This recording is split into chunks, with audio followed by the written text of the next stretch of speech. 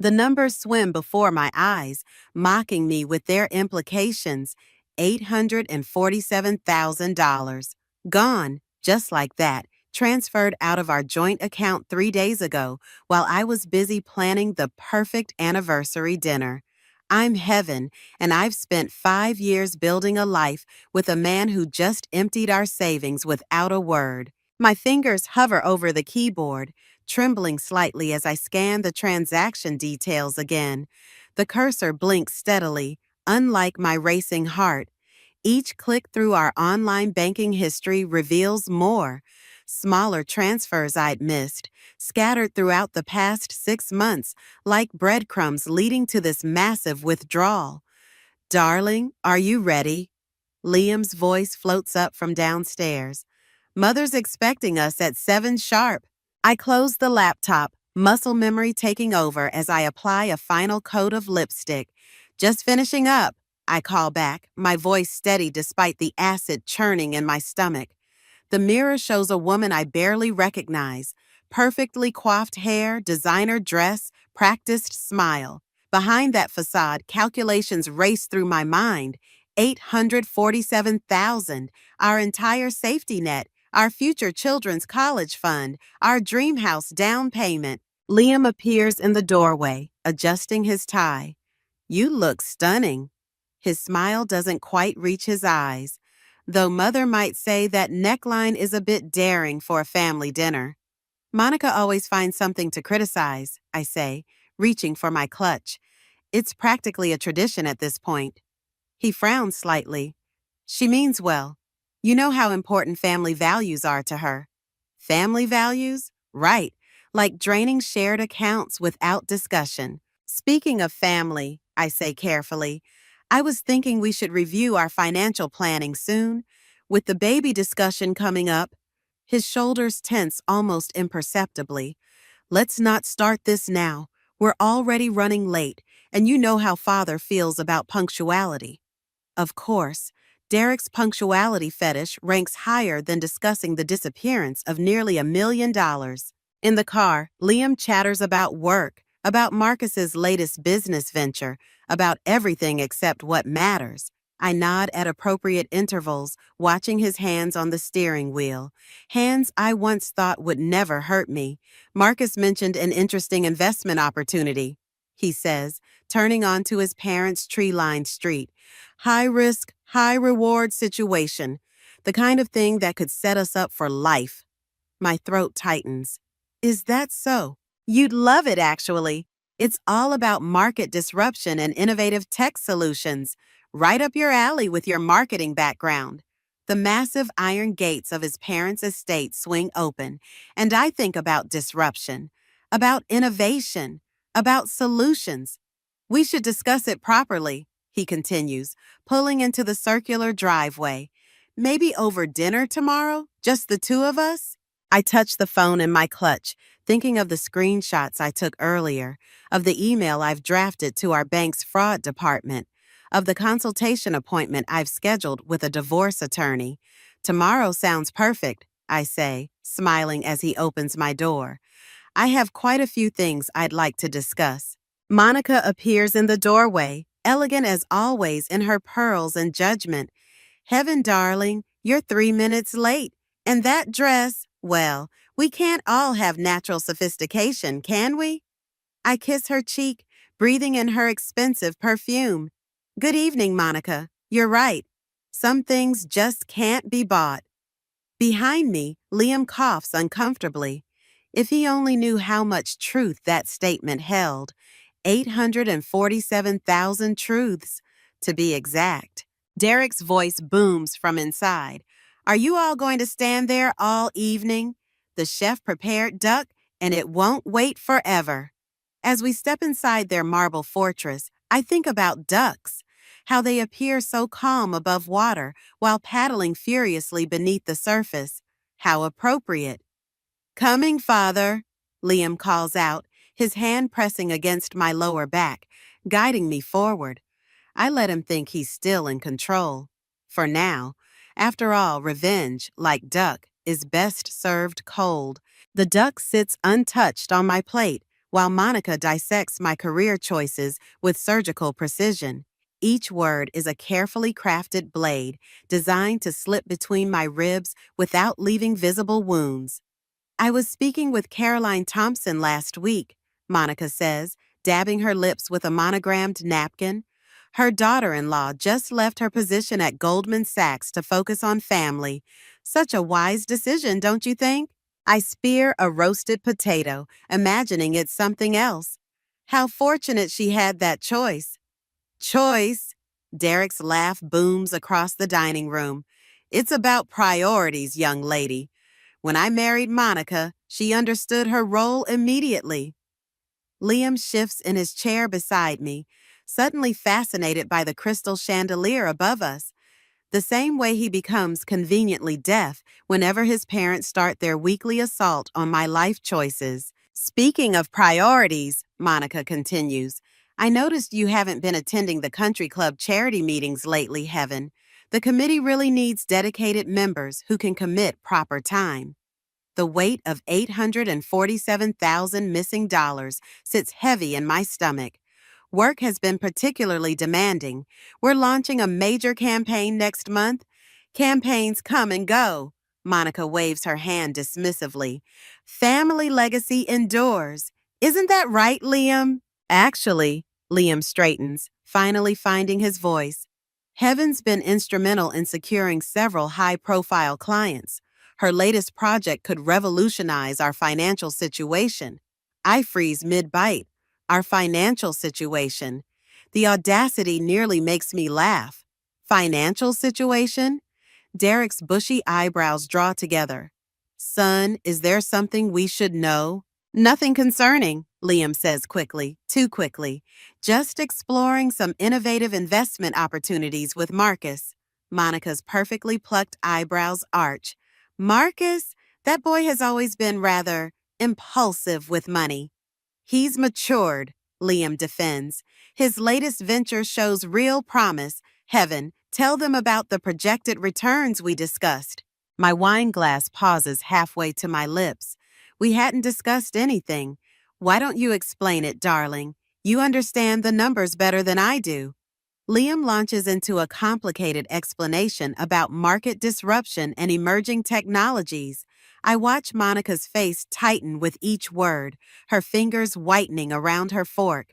Derek's expression grows increasingly thunderous. Enough, Derek cuts in.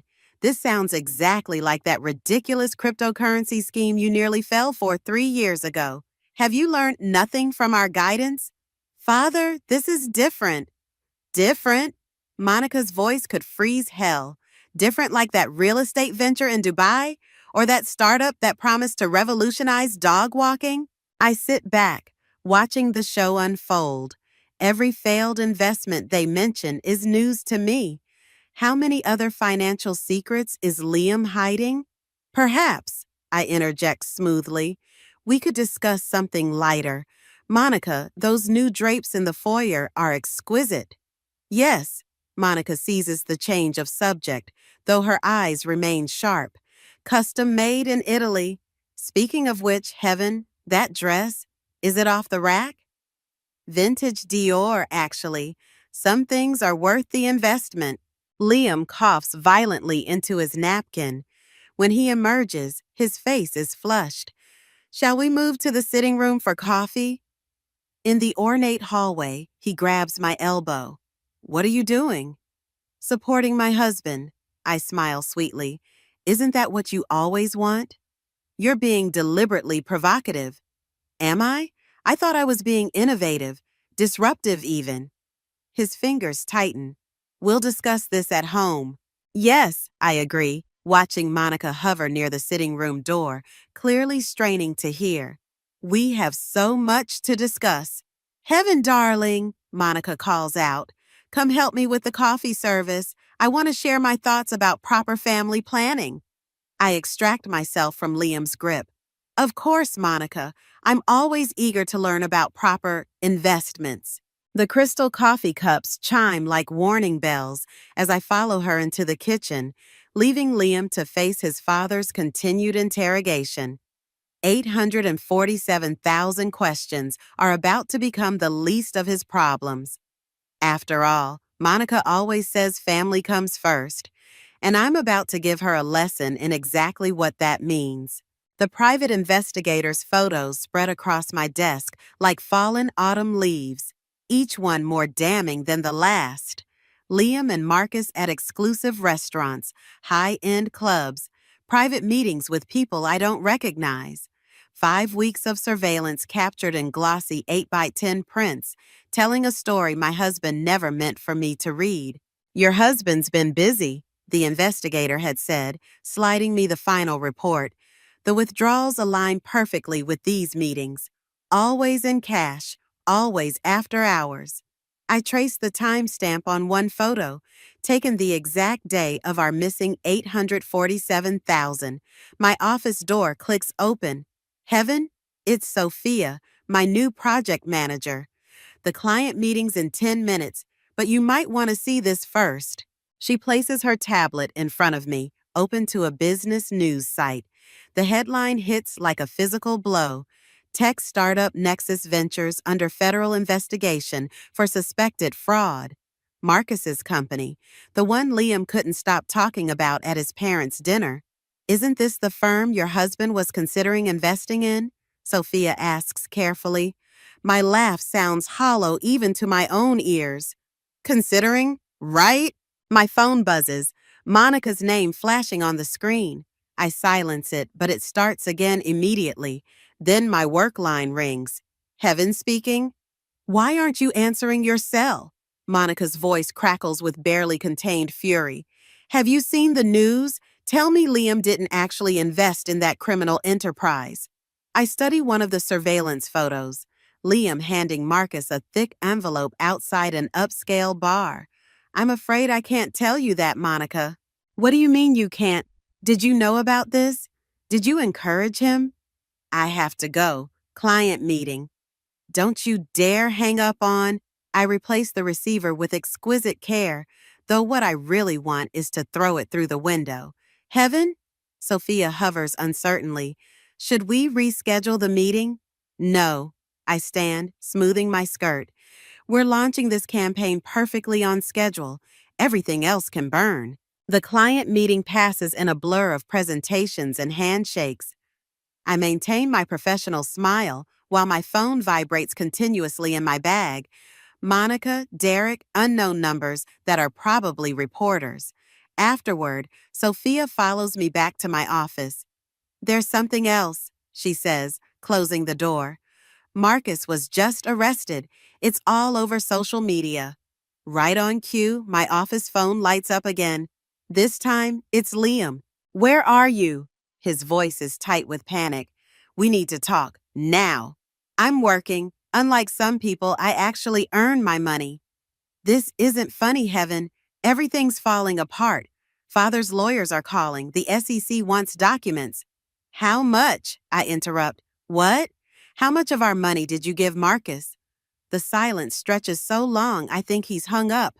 Then, barely audible. All of it. I close my eyes, grip the edge of my desk. And the money from your parents? Another devastating pause. That too. Sophia touches my shoulder gently, but I shake my head. I need to stay standing. Heaven, please, Liam's voice cracks. I need you to come home. We have to figure this out together. You're the only one who can help me explain this to Mother and Father. Of course, that's what this is really about, saving face with Monica and Derek. I have another meeting, I lie smoothly. Why don't you go explain it to Marcus instead? Oh, wait. This isn't a joke. No, I agree. It's karma. I hang up, then turn to Sophia. I need a favor. She nods without hesitation. Anything. Help me pack up my office. I think it's time for a career change. Are you sure? The campaign will be brilliant under your leadership. I start gathering the surveillance photos. I have a different project to focus on now. My phone buzzes again. Evelyn this time. Her message is simple. Your guest room is ready whenever you need it. I look at the last photo in the stack. Liam and Marcus, laughing over expensive whiskey. probably celebrating their clever investment strategy. They look so confident, so certain of their immunity to consequences. Sophia, I say, how much do you know about forensic accounting? She raises an eyebrow. Enough to be dangerous. Why? I smile, and for the first time today, it feels real. Because I think it's time to disrupt the market. Evelyn's guest room feels like a confessional at midnight. I sit cross-legged on the bed, spreading out the documents Sophia helped me gather. Bank statements, transfer records, text messages retrieved from our shared cloud account. Each piece fits into a puzzle I never wanted to solve. You need to eat something, Evelyn says from the doorway, holding a plate of pasta she probably stress-cooked. Revenge plotting requires sustenance. My phone lights up with another message from Monica. Derek's having chest pains. I hope you're satisfied with what you've done to this family. They're trying to guilt you back, Evelyn observes, setting down the plate. Classic manipulation. It's not just guilt. I hold up my laptop, showing her the email I received an hour ago. Liam's lawyers are claiming I knew about the investments. They're trying to make me complicit. Evelyn sits beside me, her nurse's scrub still on from her shift. Can they prove it? No, but they don't need to. They just need to threaten me enough to force a settlement. I push away the pasta. Monica's already called the hospital board about your harboring of a financial criminal. Let her call. I've survived worse than country club politics. Evelyn's phone buzzes. She checks it, her expression darkening. Speaking of survival, Sophia just sent something you need to see. The attachment opens to reveal a draft press release from Liam's firm. My stomach drops as I read the headline. Financial analyst claims whistleblower status in tech fraud case. He's trying to get ahead of it, I whisper, paint himself as the victim who discovered Marcus's scheme. Smart move, Evelyn admits, unless someone has evidence proving otherwise. I think of the surveillance photos, the transfer records, the text messages. I do, but using it means destroying him completely. His career, his reputation, his relationship with his parents. Unlike what he did to you? Before I can answer, my phone rings. Unknown number. Heaven speaking. Mrs. Crawford? A crisp, professional voice. This is Janet Chin from the SEC's Enforcement Division. We'd like to schedule an interview regarding your husband's involvement with Nexus Ventures. My legal training from years of marketing compliance kicks in. I'll need to consult with my attorney before. Of course. However, you should know that cooperation at this stage could be beneficial to your personal situation. I catch Evelyn's eye. She nods slowly. Actually, Ms. Chen, I think I have some documents you might find interesting. After arranging tomorrow's meeting, I stare at the phone in my hand. 5 years of marriage reduced to evidence files and legal leverage. Heaven? Evelyn touches my shoulder. You okay? My voice catches. I keep thinking about the day we bought our house, how Liam insisted on putting both names on the deed because we're in this together. He looked so sincere. Sincerity is easy when you're planning to use someone as a shield. My phone chimes with a text from Sophia. Database access granted. You won't believe what I found in the archived emails. Another message follows immediately. Also, having dinner with that forensic accountant tomorrow. Join us? Something warm flutters in my chest, different from the cold determination that's been driving me lately. Go, Evelyn says, reading my expression. You need allies who understand both sides of this fight. What about you? Monica won't stop until... Until what? Until she realizes she raised a son who'd sacrifice his wife to save himself? Evelyn starts gathering the scattered papers. Some people need to learn that control is an illusion. My phone buzzes again. Liam this time. His message is short. Please come home. We can fix this together. I love you. 3 weeks ago, those words would have melted my resolve. Now they just strengthen it. I text back. You're right. We should talk. Meet me at the SEC office tomorrow at 10 a.m. What are you thinking? Evelyn asks, watching me power down my laptop. I pick up the pasta fork, finally hungry. I'm thinking it's time to show them what happens when you mistake someone's kindness for weakness. And Sophia? I smile, tasting the first bite of food that hasn't felt like ash in my mouth for days. I'm thinking about that too. The lawyer's office smells like leather and privilege, the kind of place that charges you just for breathing their air. I'm here because of a letter, crisp white envelope, my Aunt Catherine's elegant handwriting, delivered by courier this morning. $800,000, the lawyer repeats, sliding the paperwork across his mahogany desk. Left solely to you, Mrs. Crawford. Your aunt was quite specific about the terms. My hands don't shake as I read the document, though they should. The amount matches almost exactly what Liam took. A cosmic joke or karmic intervention, I'm not sure which. My phone vibrates. Sophia texting updates about the SEC meeting. Liam's lawyer requesting postponement, claiming new evidence of joint financial decisions. Is there anything else I should know about the inheritance? I ask the lawyer, ignoring the message for now. He hesitates, adjusting his tie. Your aunt left a personal letter. She requested it be delivered only after you'd received news of the inheritance. The second envelope feels heavier than paper should. I slip it into my bag just as another message arrives. Monica this time. Derek's being admitted to the cardiac unit. Your selfishness is destroying this family. The funds can be transferred immediately, the lawyer continues. However, given your current marital situation, you've been speaking with Liam's attorneys. He doesn't deny it. They've expressed concerns about asset division during this sensitive time. My laugh sounds foreign even to me. Of course they have. Outside, the autumn air carries a hint of smoke. My phone rings. Evelyn. How'd it go? I'm rich, I say, starting to walk. Or I will be, once the vultures finish circling. Heaven. Her voice turns serious. Liam's at the hospital with his parents. He's telling everyone you knew about the Nexus investments from the beginning. I stop walking. What? He's claiming you encouraged him to invest because Marcus promised you a marketing contract with the company. The sidewalk seems to tilt beneath my feet. In my bag, Aunt Catherine's letter burns like a brand. Heaven? Sophia's voice now. I didn't realize Evelyn had conferenced her in. I found something in the archived emails. Marcus sent Liam a proposal 6 months ago, listing you as potential marketing director for Nexus. I know.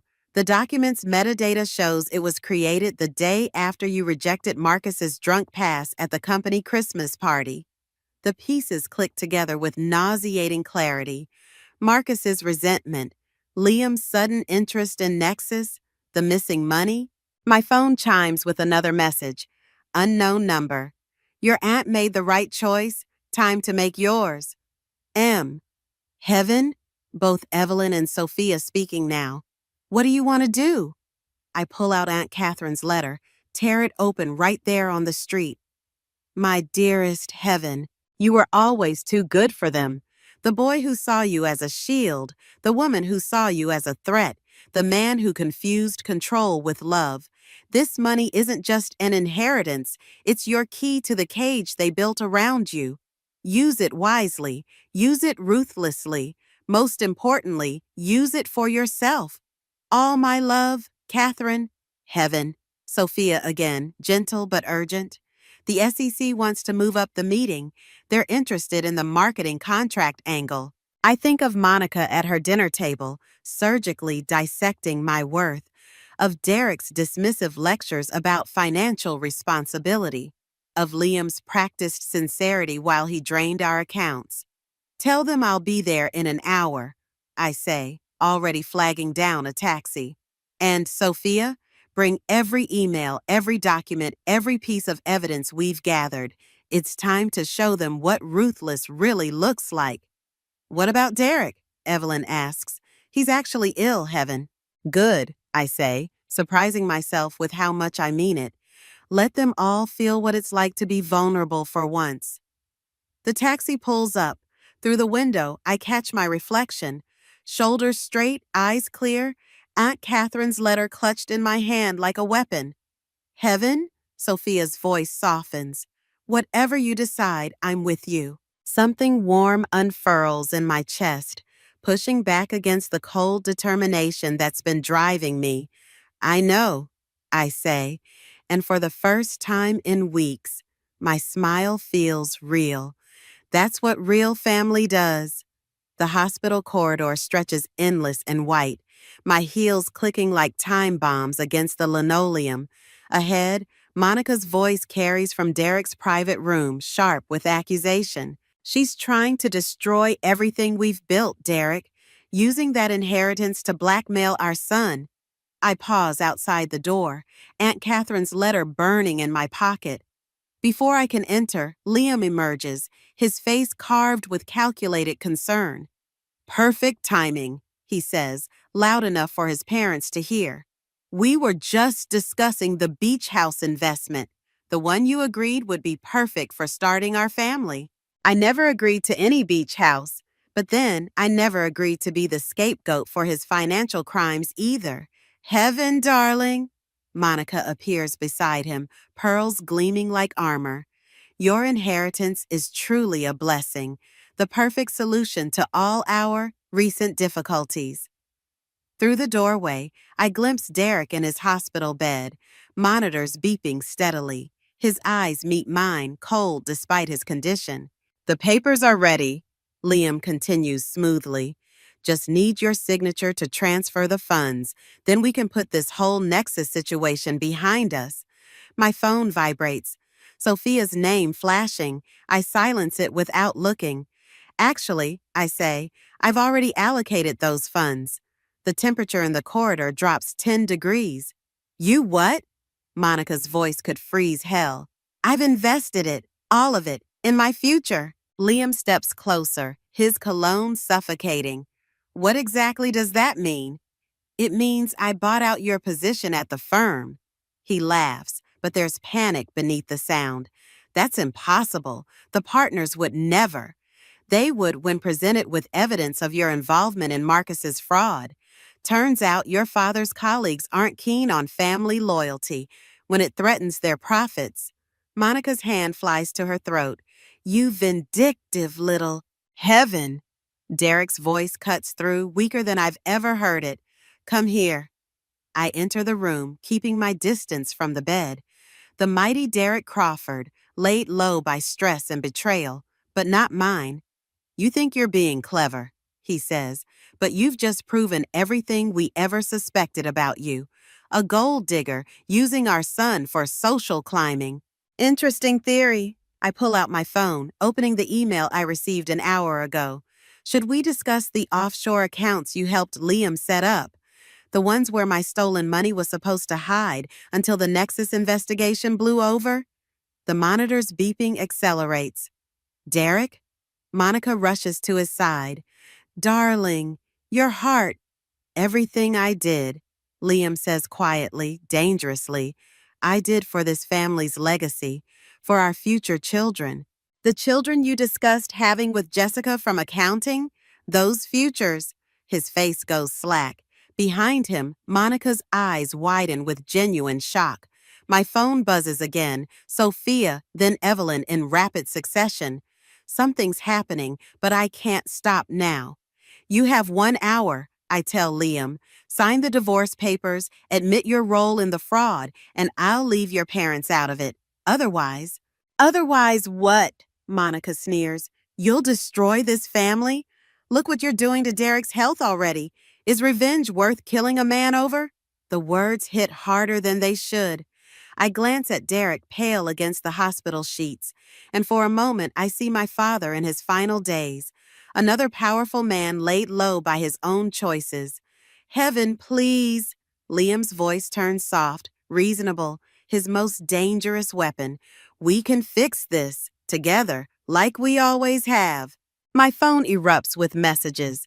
Sophia, Evelyn, unknown numbers. The SEC must have made their move. Check the news, I say quietly. Liam pulls out his phone. His face drains of color. What? Monica demands. What is it? Marcus, he whispers. He's talking to everyone. The monitors shriek as Derek's heart rate spikes. Medical staff rush in, pushing us aside.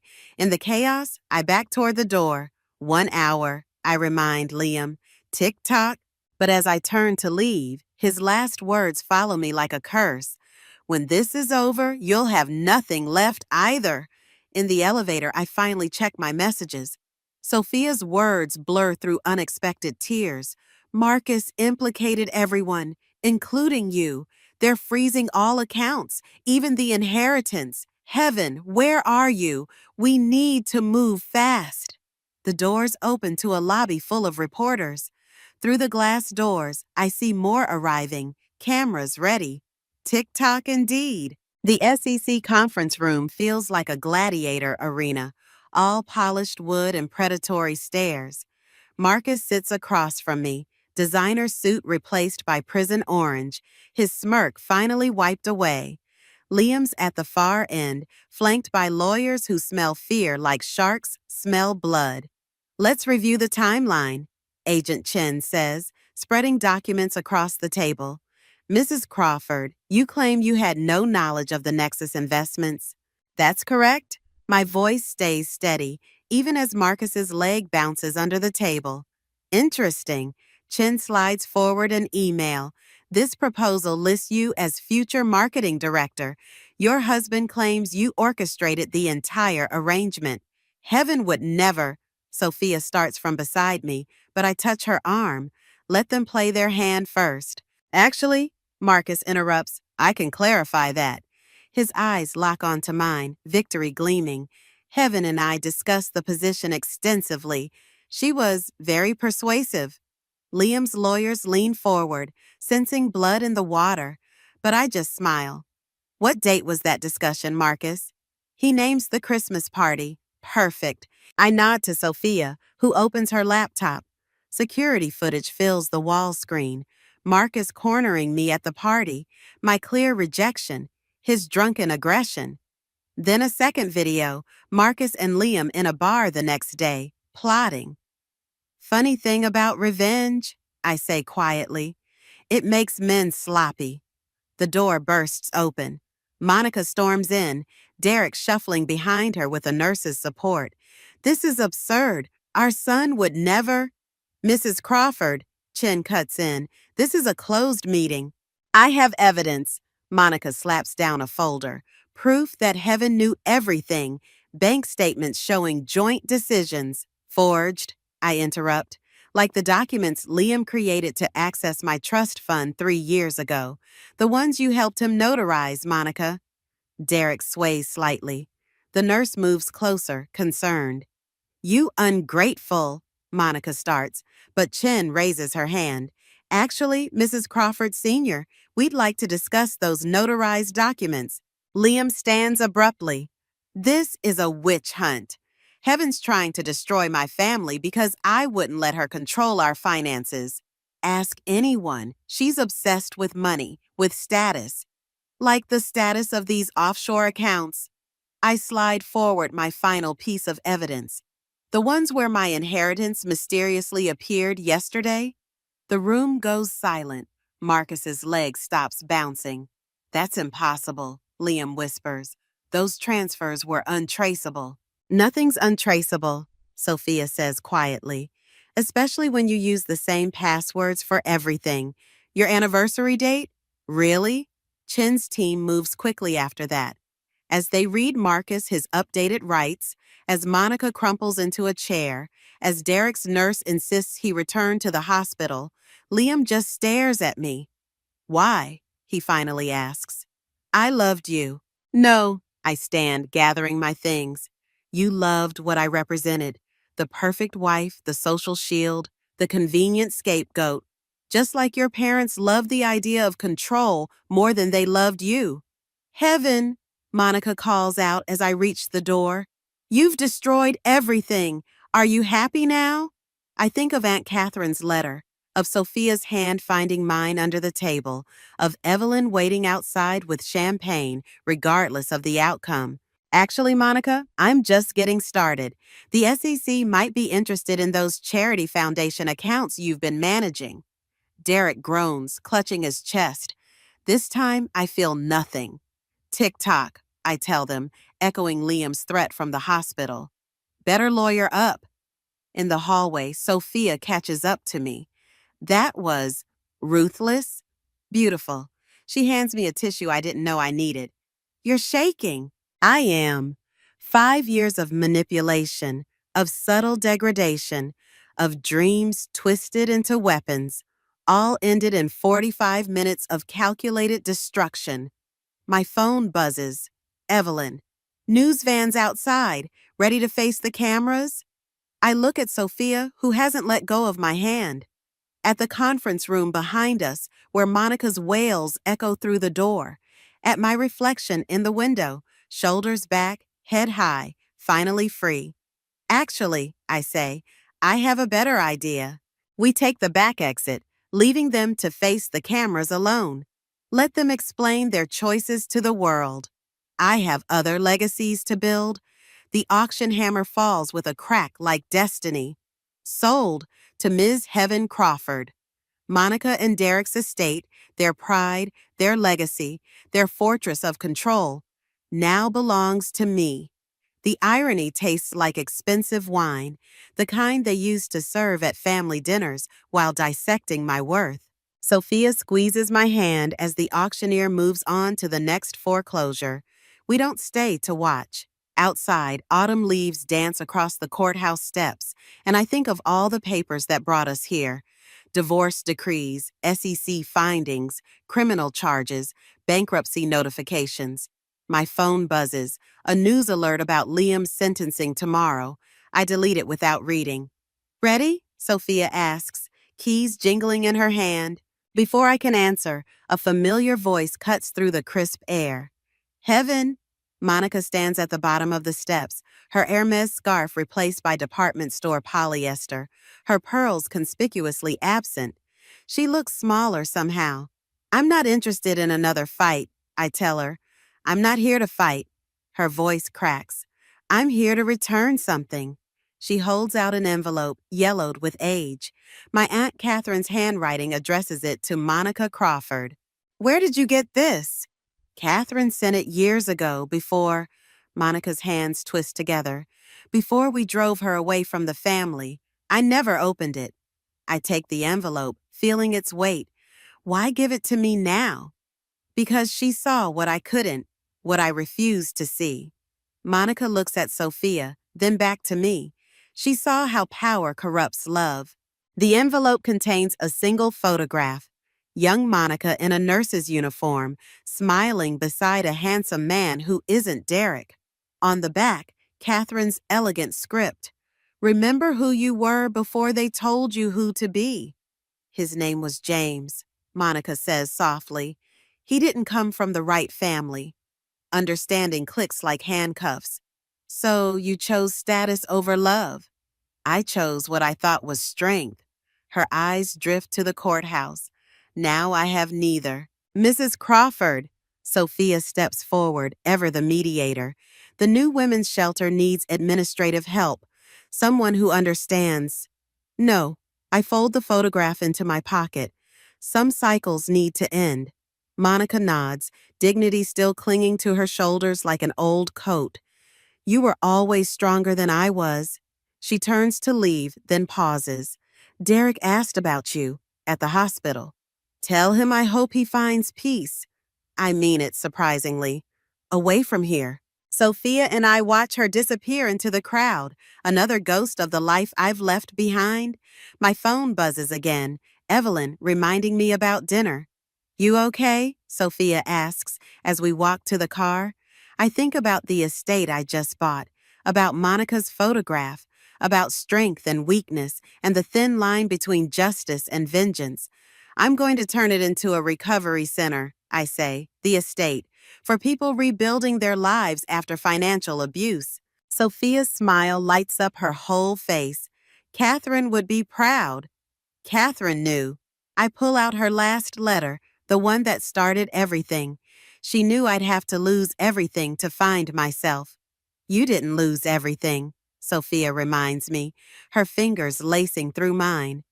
At Evelyn's house, where weekly dinners have replaced the Crawford family traditions, I hang the photograph of young Monica in my room, not as a reminder of victory, but as a warning about the price of fear. My phone lights up one last time. An unknown number, but I know who it is. Hello, Liam. The sentencing's tomorrow?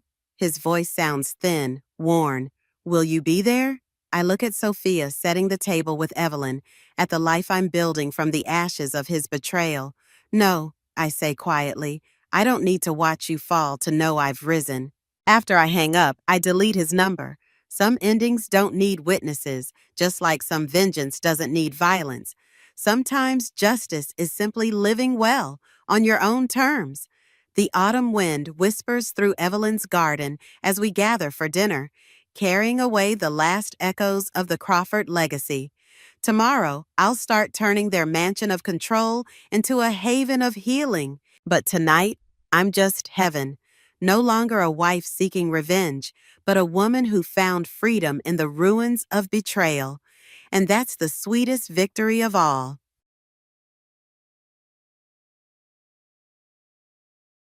My name's Lila. I've always been the kind of person who prefers code to cocktails, a quiet evening over a raucous party. But life has a funny way of throwing you into the unexpected. That night at the party, hosted by a friend from college, was supposed to be another routine social gathering. I was already planning my escape route to my cozy apartment and my awaiting laptop when he walked in. David was hard to miss. At 22, he had the kind of energy that filled up a room. With his athlete's build and an easy smile, he was surrounded by admirers the moment he stepped through the door. I tried to keep to my corner, nursing my drink and fiddling with my phone, but fate had other plans. "Hey, you're Lila, right?" His voice cut through the noise, pulling me back from my digital refuge. I looked up to find those intense eyes fixed on me.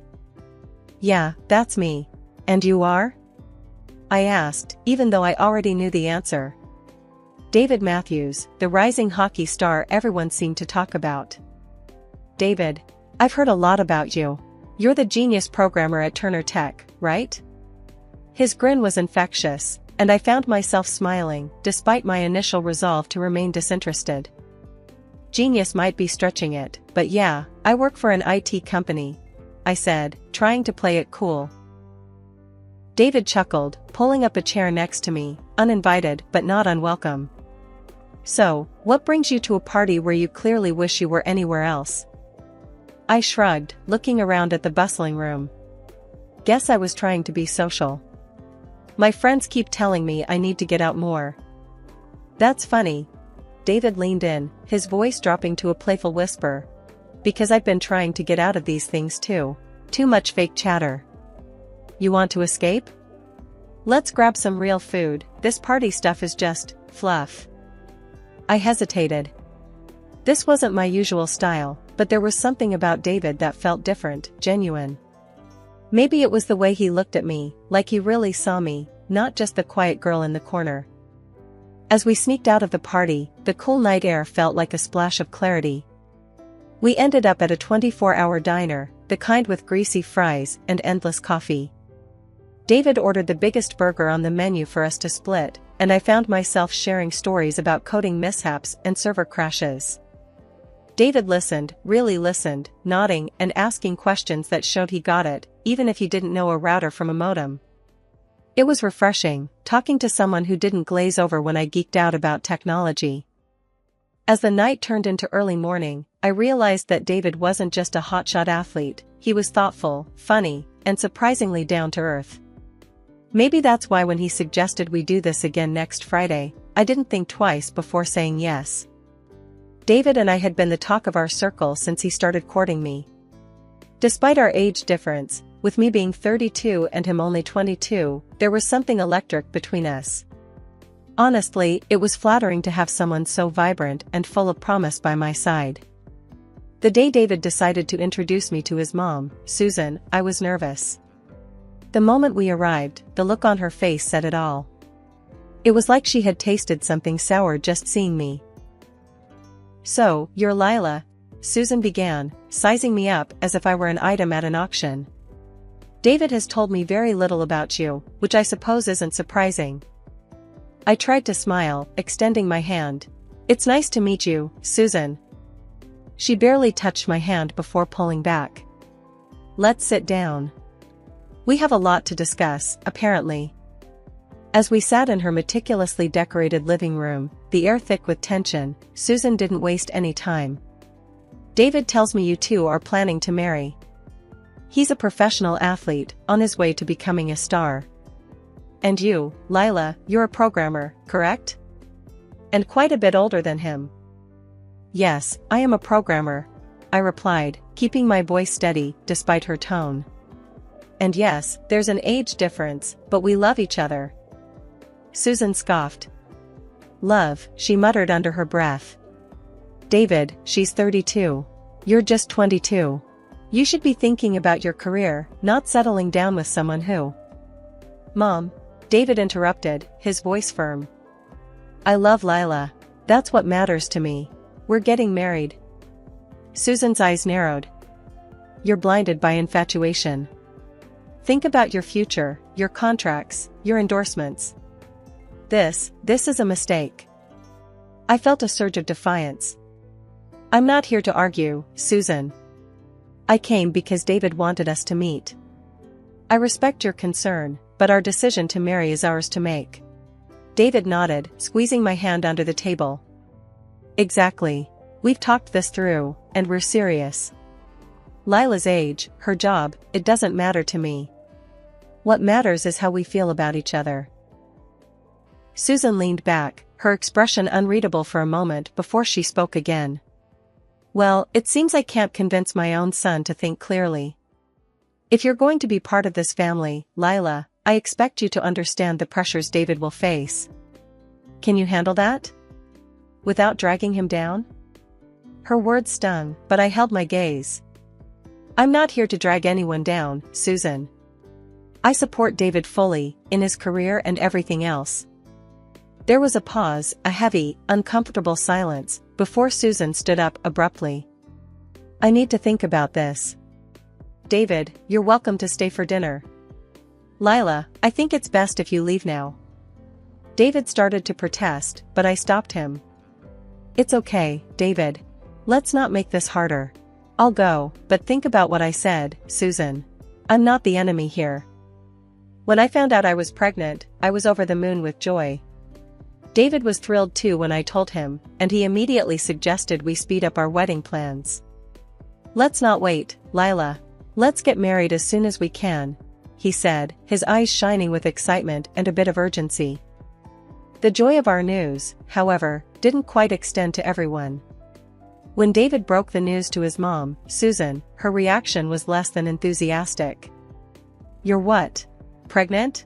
This changes things," she muttered, clearly agitated by the unexpected twist. David tried to calm her down. "Mom, this is good news. We're happy." Susan paced the room, her brows furrowed in thought, before she turned to face us with a stern look.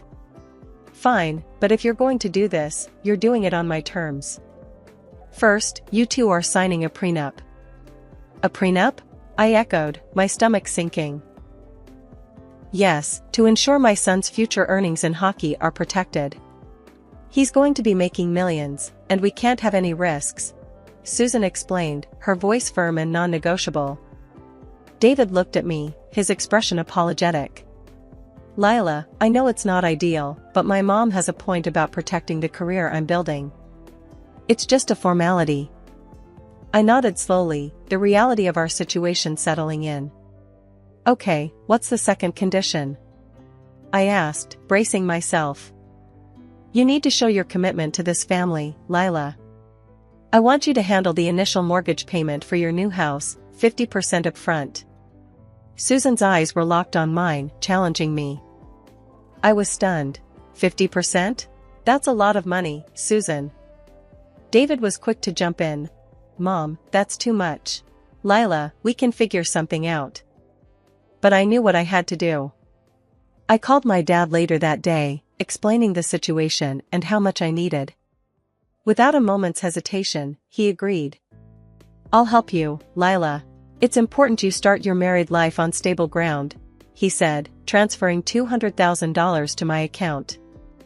With the financial and prenuptial conditions met, we moved forward with the wedding plans. The day arrived faster than I had anticipated, filled with a mix of emotions. Our wedding was beautiful, set in a quaint little chapel with flowers everywhere, and our closest friends and family gathered. I walked down the aisle, my heart full of love for David and our future together. My parents looked so proud and happy, their smiles beaming across the room. But there, off to the side, stood Susan with a look that could only be described as sour. Throughout the evening, her displeasure was evident. She wore a tight smile as guests congratulated her, her eyes often darting towards me with undisguised disapproval.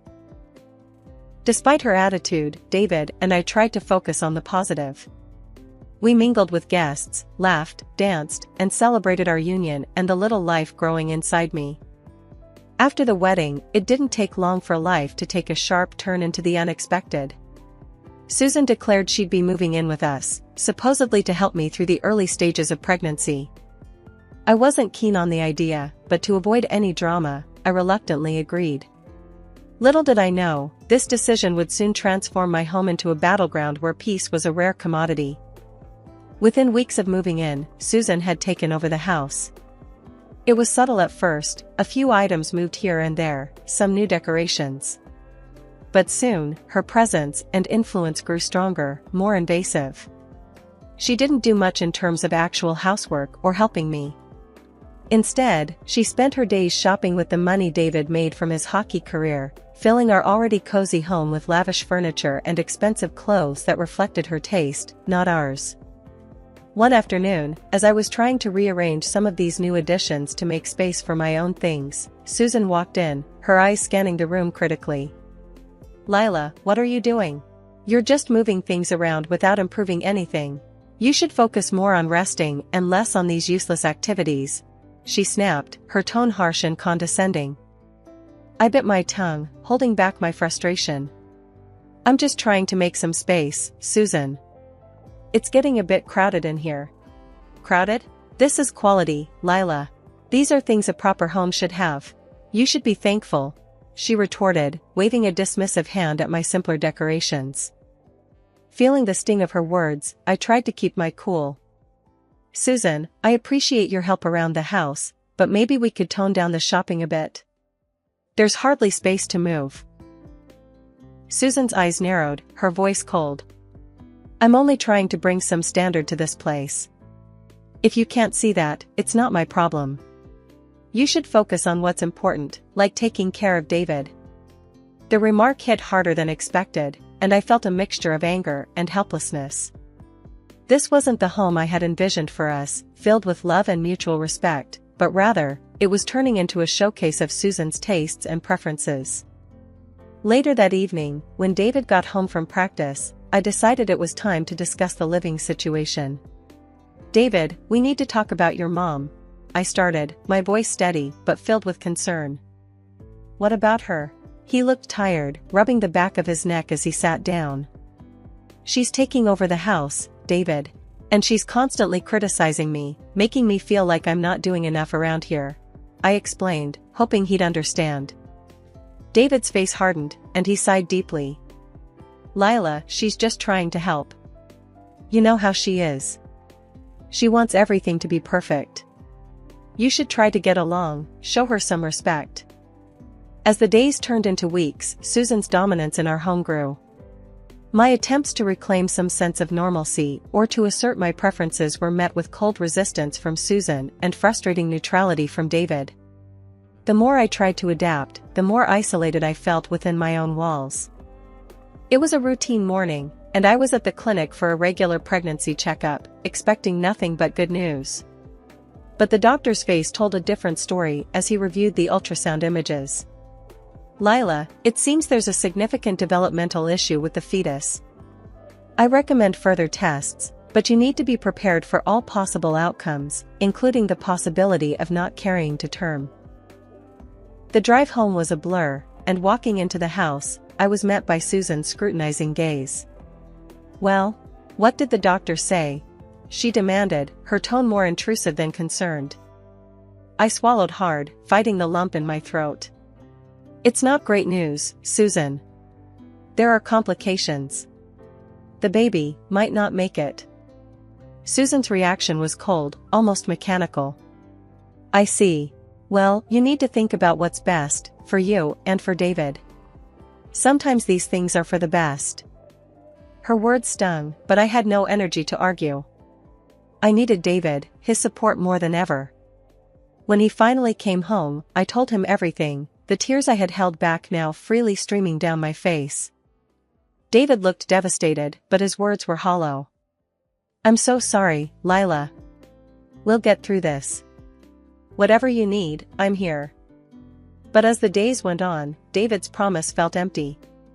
He seemed distant, retreating into his own world, leaving me to cope with my grief and fear alone. Meanwhile, Susan's true colors came out more vividly than ever. One evening, as I sat in the living room, trying to find some distraction in a book, Susan sat across from me, her eyes sharp. "Lila, you need to think about the future. If this pregnancy isn't going to work out, maybe it's a sign. Maybe it's time you and David reconsidered your situation. A childless marriage is bound to fail." I couldn't believe what I was hearing. Anger boiled inside me, but before I could respond, David walked in. I looked to him for support, but instead of defending me, he stayed silent. After weeks of uncertainty and fear, the day came when the complications of my pregnancy could no longer be managed. The doctors did what they could, but the decision was inevitable. The pregnancy had to be terminated. As I lay in the hospital bed, coming to terms with the loss, the doctor explained the gravity of my condition. "It's going to be difficult for you to get pregnant again," he said with a somber look. Returning home was one of the hardest things I've ever done. I was drained, not just physically, but emotionally. My heart ached in a way that words couldn't describe. I walked through the door in tears, a mess of grief and broken dreams, hoping, praying for some semblance of comfort from the people who were supposed to be my family. What I walked into was anything but comforting. Susan wasted no time. As soon as she saw my state, her words sliced through the air, cold and sharp. "Well, look at you. I told you, didn't I? You just aren't cut out for this. You can't even manage to have a healthy child." Her cruel words hit me like physical blows. I stood there, stunned into silence, my tears falling faster. I looked to David, desperate for him to say something, anything in my defense. But David was distant, his eyes avoiding mine. He shifted uncomfortably, then said, "Look, Lila, I have important matches coming up. I can't have all this drama around. It's just too much."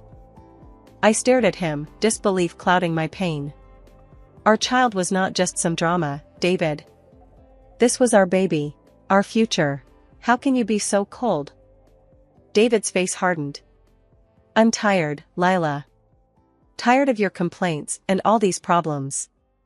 I've got a career, and honestly, I've got plenty of options." He paused, his voice dropping as he added, "Maybe it's better if we just end this. I need someone who fits into my life, not complicates it." Susan clapped her hands, a twisted smile on her face. "Finally, some sense from you, David. Lila, you heard him. Pack your things. It's time for you to leave." David didn't help me with my bags, he didn't even say goodbye. As I closed the door behind me, the finality of that click echoed in my heart. When I arrived at my parents' house, my tears hadn't stopped. Seeing me in such a state, Dad was furious. "What happened, Lila? Tell me everything," he demanded, his voice a mix of concern and anger. Through sobs, I recounted everything, how Susan and David had treated me, the cruel words, the demand that I leave the house we shared. Dad's face turned red with each detail I shared, his fists clenching at his sides. "This is not going to stand, Lila. "We're going to make sure you get what you deserve," he said, pulling out his phone to make a call. Within hours, he had lined up meetings with some of the best lawyers in the city. The next few days were a whirlwind. We met with a sharp and determined lawyer named Helen, who was appalled by my story.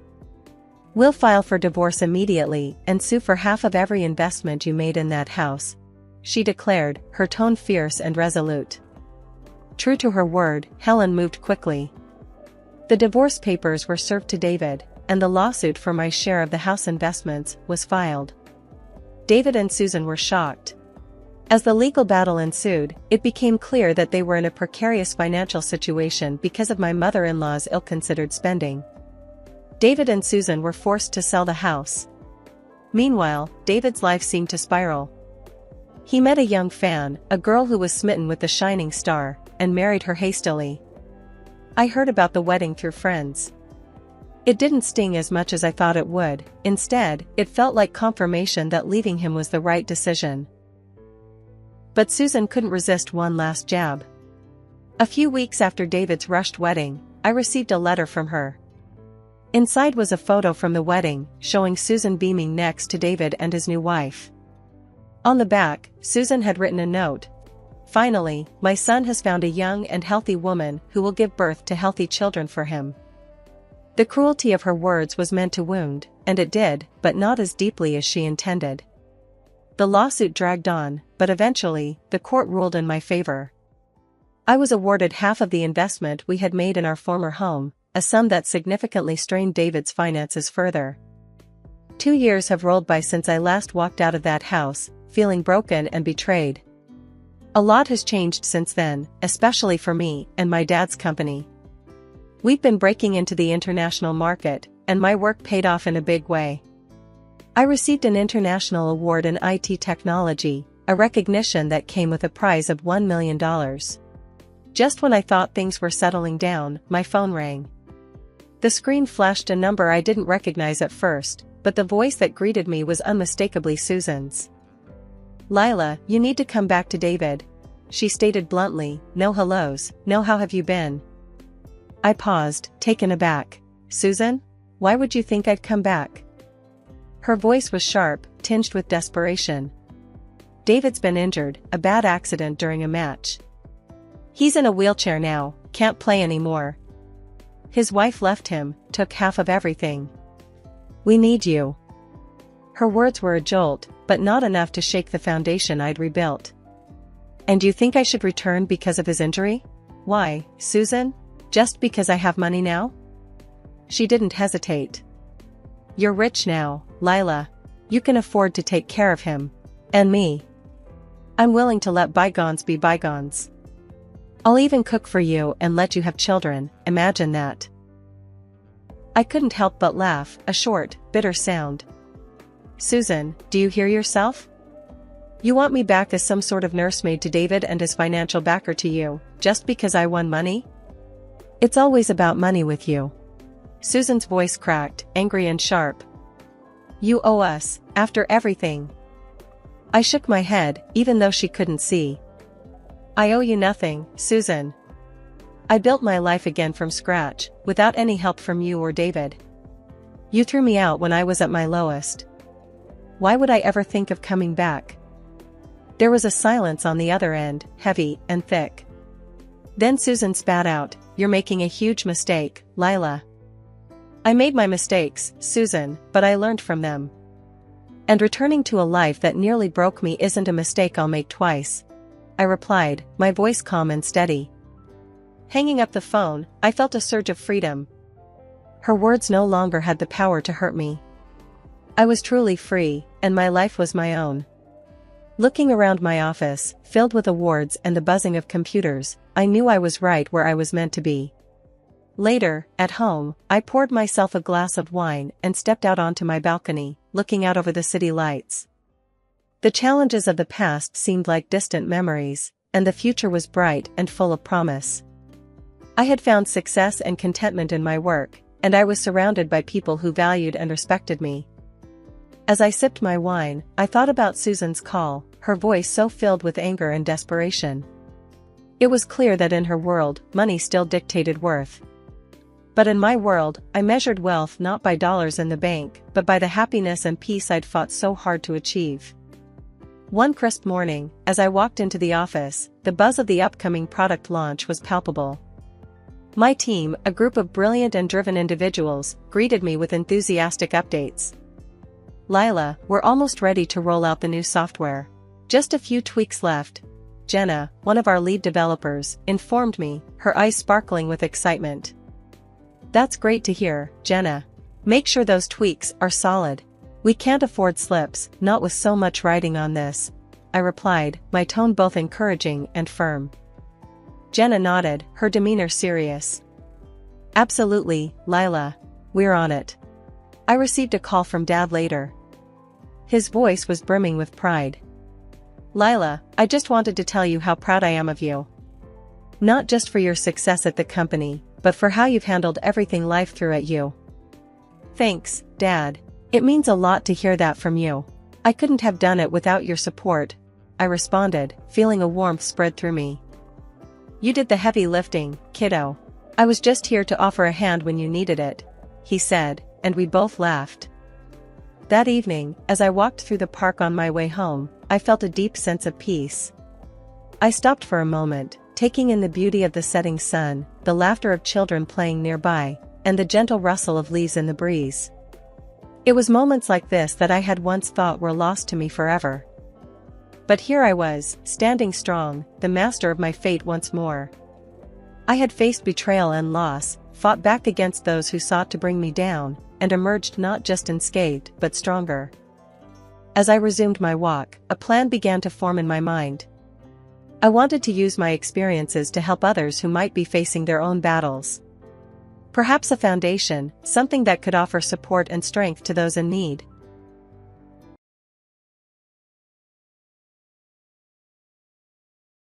Hi, I'm Ella.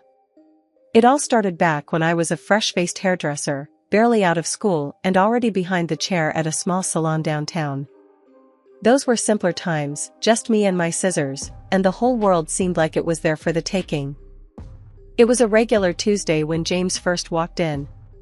The bell above the door jangled and in he came, looking around like he wasn't sure he'd come to the right place. His hair was a mess, a wave of thick curls that looked like they fought comb and scissors equally. "Hey, you open for a walk-in?" he asked, his voice unsure over the buzz of hairdryers and chit-chat.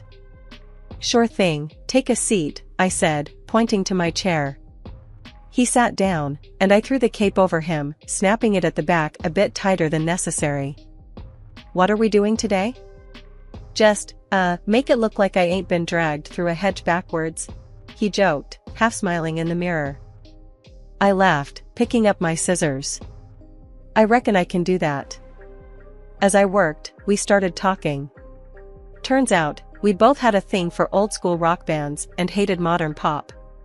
"Can't stand that electronic stuff they play everywhere now," he grumbled. "Tell me about it. Give me some Zeppelin or Floyd any day," I replied, snipping away. "Exactly," he said, and just like that, it was like we'd known each other for years. We talked about everything under the sun, books, movies, you name it. By the time I was done, his hair looked 100 times better, and there was something in his smile that told me this wouldn't be the last I'd see of him. He came back every other week for a trim, always timing his visits so it'd be my chair he'd end up in. We started grabbing coffee after my shifts, and those coffees turned into dinners, and well, you know how it goes. A year later, we were married. Nothing fancy, just us and our families in the backyard of his folks' place. We were so broke back then that our honeymoon was 3 days in a lakeside cabin that smelled like mildew and old fish. But we didn't care, we were on top of the world. Then along came Michael, our little bundle of joy. Having him was tough at first, what with money being tight and me trying to juggle motherhood with work. But we made it through, mostly because James was right there with me, taking on night feeds and diaper changes without a single complaint. Life was good. Really good. We had our ups and downs, sure, but who doesn't? I loved my job, got to meet all sorts of folks from around town. Everyone had a story, and they all seemed to want to share theirs with me. Guess I just have one of those faces. 30 years sure fly by when you're busy living life. Now, I'm 52, and not just any hairdresser, but the one in town everyone waits a month to see. James climbed his way up too, now he's the big boss at his company. We've got ourselves a beautiful house that's a bit too quiet now that it's just the two of us. Our son Michael, 29 and all grown up, lives in his own place across town. Life at the salon was always bustling, but on one rainy afternoon, it got a bit more interesting. Clara walked in, drenched from head to toe, looking like she needed more than just a hairdryer. She had a sad sort of look in her eyes that caught me right away. I could tell she needed a chat as much as a new hairstyle. "Rough day, huh?" I asked as she plopped down in my chair, not even caring as the water dripped from her coat onto the floor. "You could say that," she sighed, taking off her soggy hat and revealing a mess of tangled, wet hair. "Just split with my boyfriend. Feels like my heart's been through the ringer." "Well, you're in the right place for a pick-me-up," I said, draping a towel around her shoulders. "Let's get you dried off and fixed up. How about we try something new today? Give you a fresh start?" Clara nodded, looking up at me through the mirror. "I'd like that. I really would." As I worked on her hair, we talked about all sorts. Turns out, she was new in town, trying to start over after everything that had gone south with her ex. I found myself giving her bits of advice, not just about hair, but about finding her feet in a new place. By the time I was done, she had a sleek new bob that framed her face perfectly, and her smile was starting to peek through again. "You know, I feel lighter already," she admitted, checking out her new look. "Thanks, Ella. Seriously." "Anytime, Clara. You know where to find me," I said, handing her the mirror so she could see the back. Just then, Michael walked in, surprising me during work hours. He'd been doing some errands around town and decided to drop by. His eyes landed on Clara, and I saw that same spark I'd noticed between me and James all those years ago. "Mom, hey, who's this?"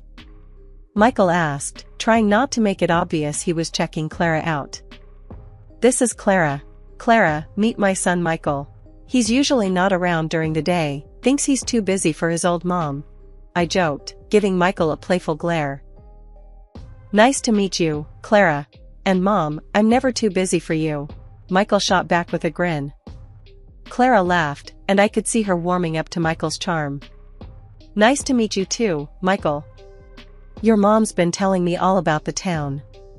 Sounds like you both know it inside out."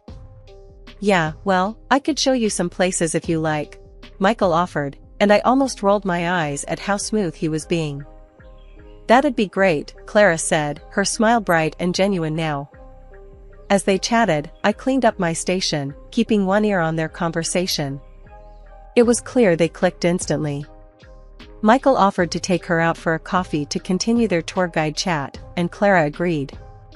Watching them walk out together, I felt a mix of emotions. I was happy for Michael, seeing him light up around Clara, but a part of me worried, too. Starting new relationships on the rebound can be tricky, and I hoped he wouldn't end up getting hurt. Michael and Clara, who quickly became like a daughter to me, had rushed into marriage.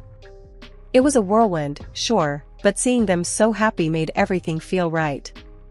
We often had them over at our place, where laughter filled the rooms more than the light. I loved those dinners.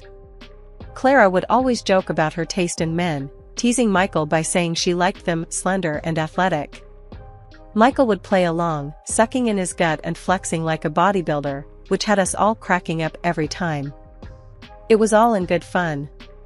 And after we ate, Clara would help clean up without missing a beat, saying she couldn't just sit and watch me do all the work. It warmed my heart to have such a caring daughter-in-law. James and we were doing all right ourselves. He had become a big shot at his company, always busy, always on the move. But things started to change, subtly at first. He began working late more often, and his business trips multiplied. I'd ask him about all the extra hours and travel, and he'd just shrug it off, saying, "It's a busy season, Ella. Gotta make hay while the sun shines." I couldn't argue with that, but it was his newfound love for the gym that really threw me for a loop. One morning, I found him digging out workout clothes from the back of our closet. "What's all this about?" I asked, watching him as he packed a gym bag. "Got to keep up with the young guys at work," he chuckled, zipping the bag shut. "Can't let them think I'm getting old." "That so?" I teased, leaning against the doorframe. "Well, look at you, Mr. Fitness." He flashed me a grin. "Who knows, maybe I'll get abs like Michael." I laughed, because the thought of James, who usually avoided physical exertion like it was the plague, suddenly turning into a gym buff, was too bizarre. But, I have to admit, part of me was glad. Glad he was taking care of himself. It seemed like a good thing. Life seemed almost perfect. Our home was filled with love and laughter, our careers were thriving, and with Michael and Clara so happy, grandkids didn't seem like a far-off dream anymore. But every so often, when James would leave for another sudden business trip or come home late from the gym, a small voice in the back of my head whispered doubts. I pushed them away, telling myself it was all normal, just part of life's routine adjustments. Yet, I couldn't shake the feeling entirely. Watching him pack for another trip, I'd find myself asking, "Everything okay at work?" "Same as ever, just the grind," James would answer, and though his words were reassuring, his eyes didn't quite meet mine like they used to. I started watching the clock, noting when he left and when he got back. The intervals were stretching longer, the explanations shorter. "Just ran into some traffic," or "had to help a colleague out," became common refrains. One night, lying in bed waiting for him to come home, I realized that no matter how perfect things seemed, there was a crack somewhere. I just hoped it was my imagination running wild, a silly phase that would pass. Because the alternative, the possibility that something serious was amiss, was something I wasn't ready to face. Not yet.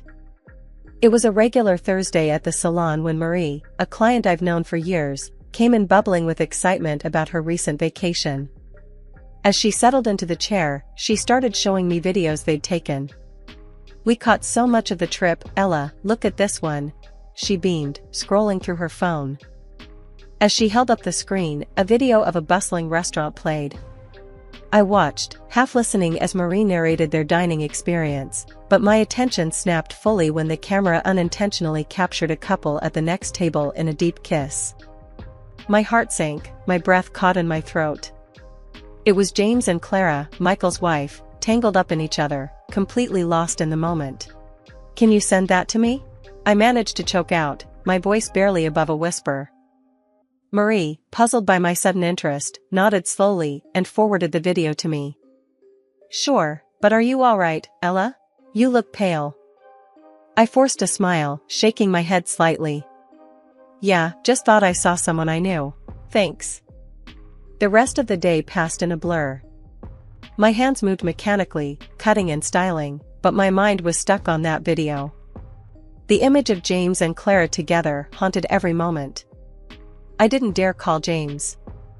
Instead, I waited until I was home, my nerves stretched tight, and called Michael. "Michael, I need you to come over. It's important," I said as soon as he picked up, trying to keep my voice steady. When he arrived, his face was etched with concern. "Mom, what's going on? Are you okay?" I didn't meet his eyes as I handed him my phone with the video queued up. "Just watch," I said, my voice breaking.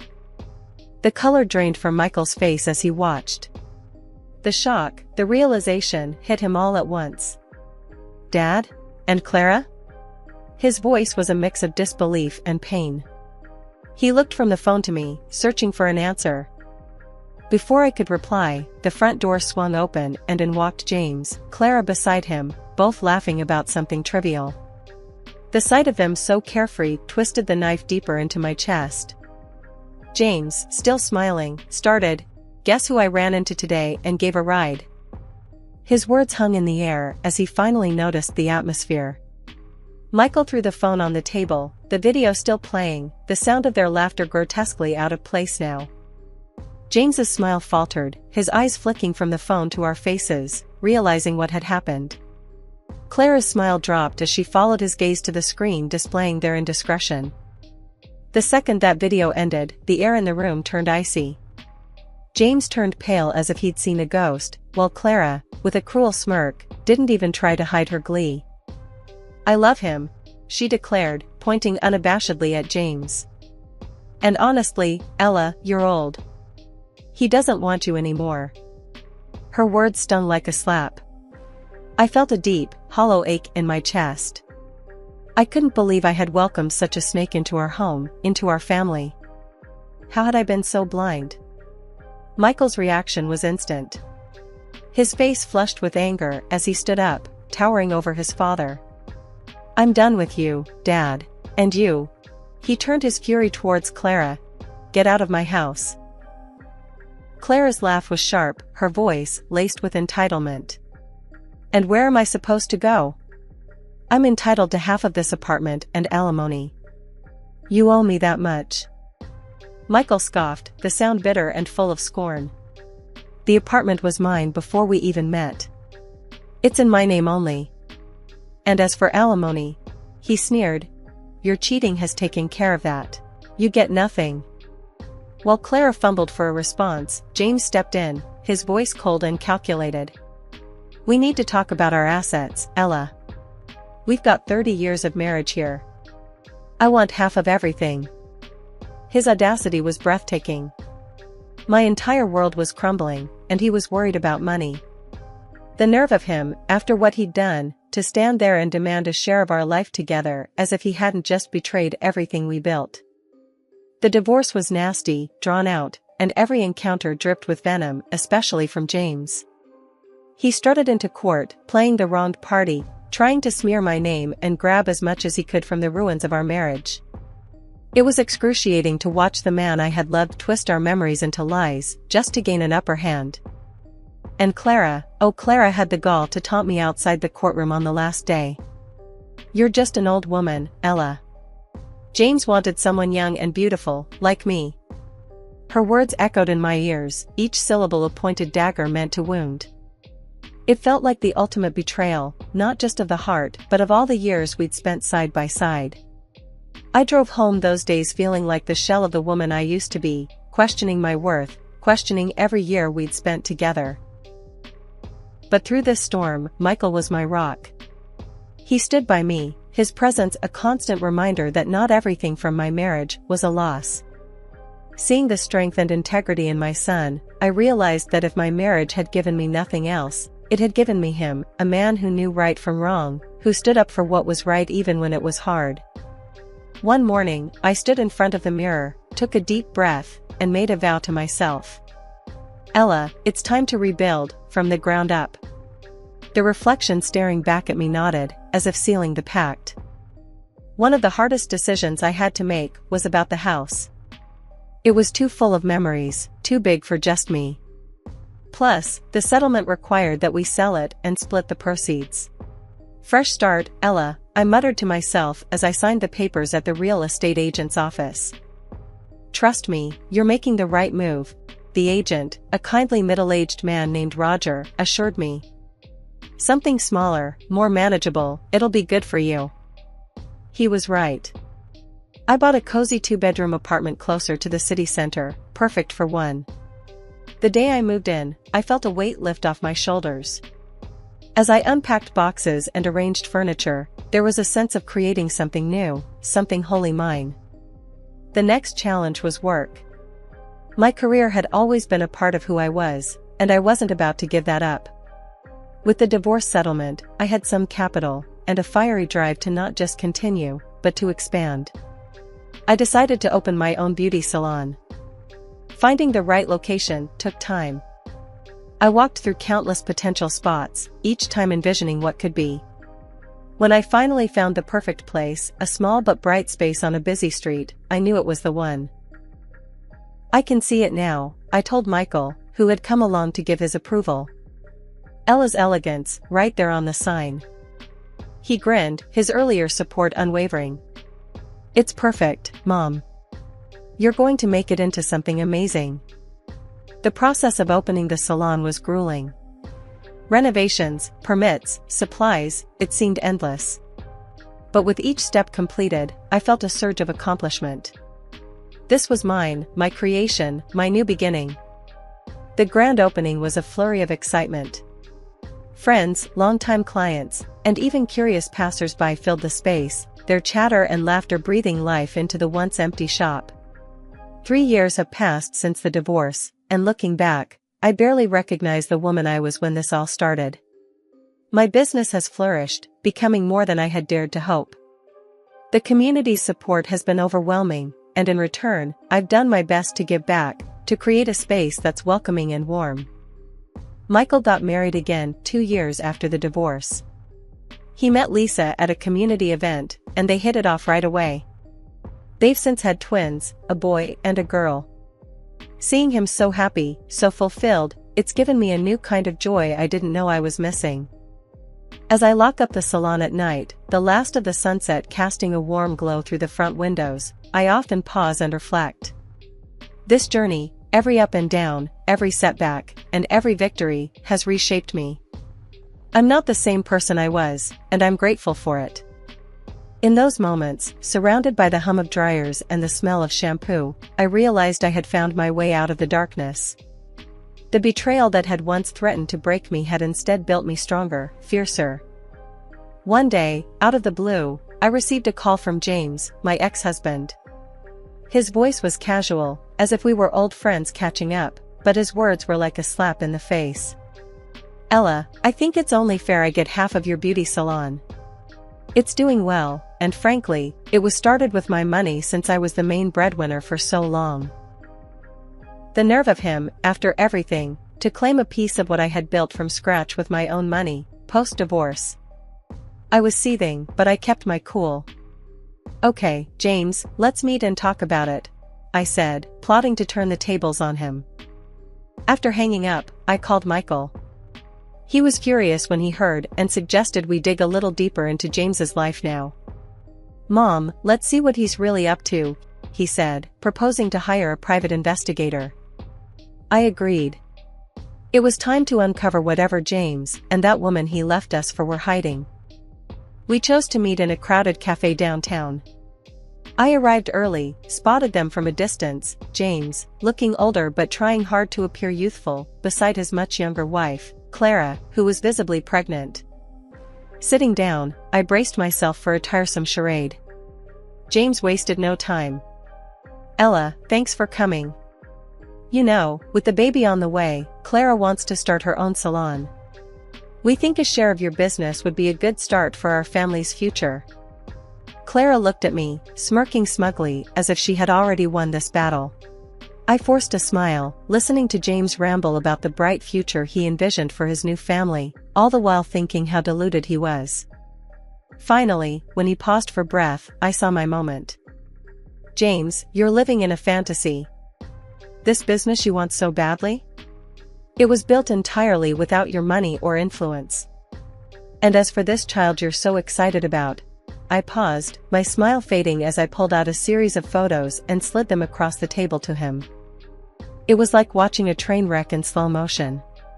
James and Clara leaned in to look at the photos, clear shots of Clara with another man, not just in casual settings but leaving a hotel together. "And there's more," I continued, my voice steady, despite the chaos I was unleashing.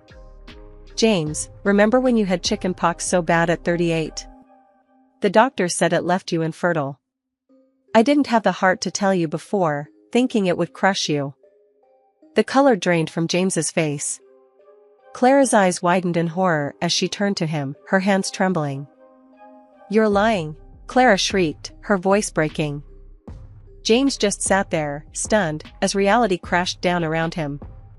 He turned to Clara, anger contorting his features. "Is this true? Are you cheating on me?" The cafe around us had gone silent, all eyes glued to our table. Clara started sobbing, her previous arrogance washed away by public humiliation. "James, I can explain," she stammered, but James was already on his feet.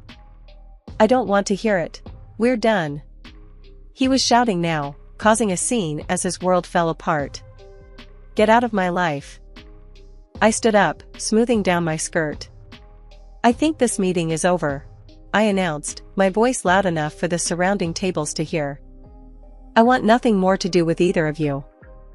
As I walked away, the last thing I saw was Clara weeping and James yelling, the staff rushing over to intervene. I stepped out into the sunlight, feeling a weight lift off my shoulders.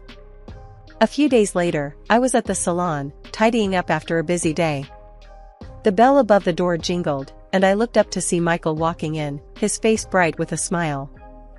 "Hey, Mom, how's the champion of independence doing today?" he teased, walking over to give me a hug. I laughed, handing him a broom to help me clean up. "Oh, stop it. But I won't lie, it feels good. Really good." "That's what I like to hear," Michael replied, starting to sweep. "So, what's next for you?"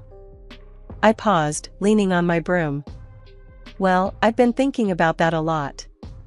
I want to do more than just run the salon. I want to give back somehow." Michael nodded, looking thoughtful. "You've got a lot to offer, Mom. Maybe some kind of mentorship program? You know, for young women starting out?" "That's exactly what I was thinking," I said, excitement bubbling up inside me. "I want to help them build their own futures, make sure they have the support they need." The following weeks flew by as I put our ideas into action. I reached out to local community centers and schools, setting up workshops and talks. The response was overwhelming. So many young women came, eager to learn and grow. One evening, after a particularly successful workshop, I sat in my salon, reflecting on everything that had happened. The phone rang, and I answered it, still in a reflective mood. "Ella's Elegance, this is Ella." "Mom, it's me," came Michael's cheerful voice. "Just wanted to check in. How was the workshop today?" "It was fantastic, Michael. These girls, they're so bright and full of potential. It makes me feel like I'm really doing something worthwhile," I replied, a smile spreading across my face. "That's awesome, Mom. I knew you'd be great at this." We chatted a bit more, and after hanging up, I felt a profound sense of peace. I had come so far from the woman who thought her life was over after a divorce. Now, here I was, making a real impact, feeling more fulfilled than I ever had.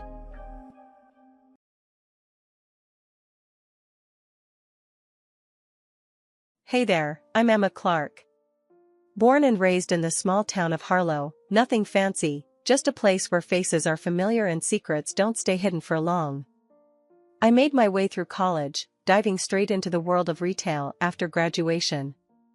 Lingerie wasn't just a product to me, it was a passion. I worked my tail off and eventually, I was the proud owner of a chain of lingerie stores that spanned from cozy little boutiques to swanky outlets. Work was my life, and I was good at it, damn good. But you know how it goes, after stacking up those hours, days, and months into a neat pile of success, I started feeling like there was something missing. That's when Michael came into the picture. It was just a ping on my phone at first, a friend request from a guy with a sharp suit and sharper eyes, judging from his profile picture. I didn't know him, but a quick peek through his profile showed a man who seemed to have it all together, a lawyer, which explained the fancy suit. Curiosity got the better of me, and I hit accept. It wasn't long before his first message popped up one evening while I was balancing my accounts. "Michael. Hey Emma, thanks for accepting my request. Noticed we have a few friends in common. How's it going?" Simple enough, right? But it was his follow-up messages that really got me. He was witty and had a way of making me laugh, even after a long day. I remember one night, we were chatting about something stupid, like the worst pickup lines we'd ever heard, and his humor just clicked with me. "Michael, ever had this one? Are you a magician? Because whenever I look at you, everyone else disappears. Bet you heard that one in your line of work." Emma, oh, for sure, top of the cringe chart. My comeback? "Are you a photographer? Because I really want to lead this shoot." He laughed, or at least, he typed out a laugh. Hard to tell, but it felt genuine. After a few weeks of chatting, he suggested meeting up in person. Just a casual coffee, to put a real face to the text, he said. It sounded good to me. The first time we met, it was at this little dive that I loved because they didn't skimp on the caffeine. He was already there when I walked in, scanning a newspaper. He looked up, and that sharp-eyed, professional profile picture did him no justice. He was better in the flesh. Emma? Wow, you actually look like your pictures. That's a rarity in this city. Well, thanks. I think you're not so bad yourself, despite the lawyer vibe. He laughed, and that icebreaker just melted away any awkwardness. We talked for hours. It wasn't just fluff either. Michael had depth. He asked about my business, my dreams, and listened, really listened, to what I had to say. The thing about Michael is, he never did anything by halves. When we'd been seeing each other for a year, he decided it was time to take things to the next level. I was closing up shop one chilly evening when he showed up unannounced, his breath misting in the cold air as he held out a small, velvet box. Emma, I've been thinking, he started, and boy, did he look nervous. We've been doing great, you and me. I think it's time we thought about making this a permanent deal. I froze, the keys to the store still in my hand. Michael, are you saying what I think you're saying? He cracked a smile, that charming, lopsided grin that always made my heart skip. Yeah, I am. Marry me, Emma. Let's not play around anymore. I want you as my partner, for good. My heart was racing, my mind spinning with 1,000 thoughts. Marriage? Was I ready? But looking into his eyes, seeing the earnestness there, it felt right. Yes, I breathed out. Yes, I'll marry you. But then he shifted, his expression turning serious again. There's something else, though. We need to talk about some legal stuff. Prenup stuff. The word prenup hit me like a bucket of ice water. Prenup? Really, Michael? Is that necessary? He hurried to explain, holding my hands in his to stop them from trembling. Listen, it's not that I don't trust you, Emma. It's just practical, especially with me being a lawyer. I've seen too many messy splits not to be cautious. Plus, it's going to protect both of us. What kind of protection are we talking about here? I asked, my voice a mix of curiosity and concern. Michael pulled out some papers from his briefcase. It's straightforward. If either of us cheats, the cheater loses their assets to the other. Simple and fair. You know I wouldn't cheat on you, Emma. This is just a safety net. I took a deep breath, trying to process it all. The romantic proposal now tangled up with talk of cheating and assets. It wasn't how I pictured my engagement.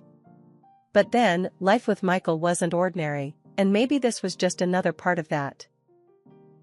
I looked down at the papers, then back at his face, reading the sincerity there. All right, I'll think about it.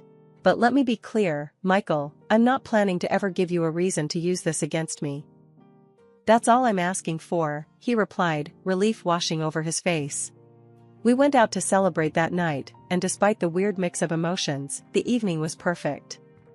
The restaurant was cozy, the food delicious, and Michael was attentive, making me laugh and forget about the legalities for a few hours. Later, as we walked back to the car under the stars, Michael stopped and pulled me close. You know I love you, right? No piece of paper's gonna change that. I nodded, resting my head against his chest. I know, Michael. I love you too. Just, let's make sure this prenup thing doesn't mess us up, okay? He kissed the top of my head. It won't. Promise. And that was it.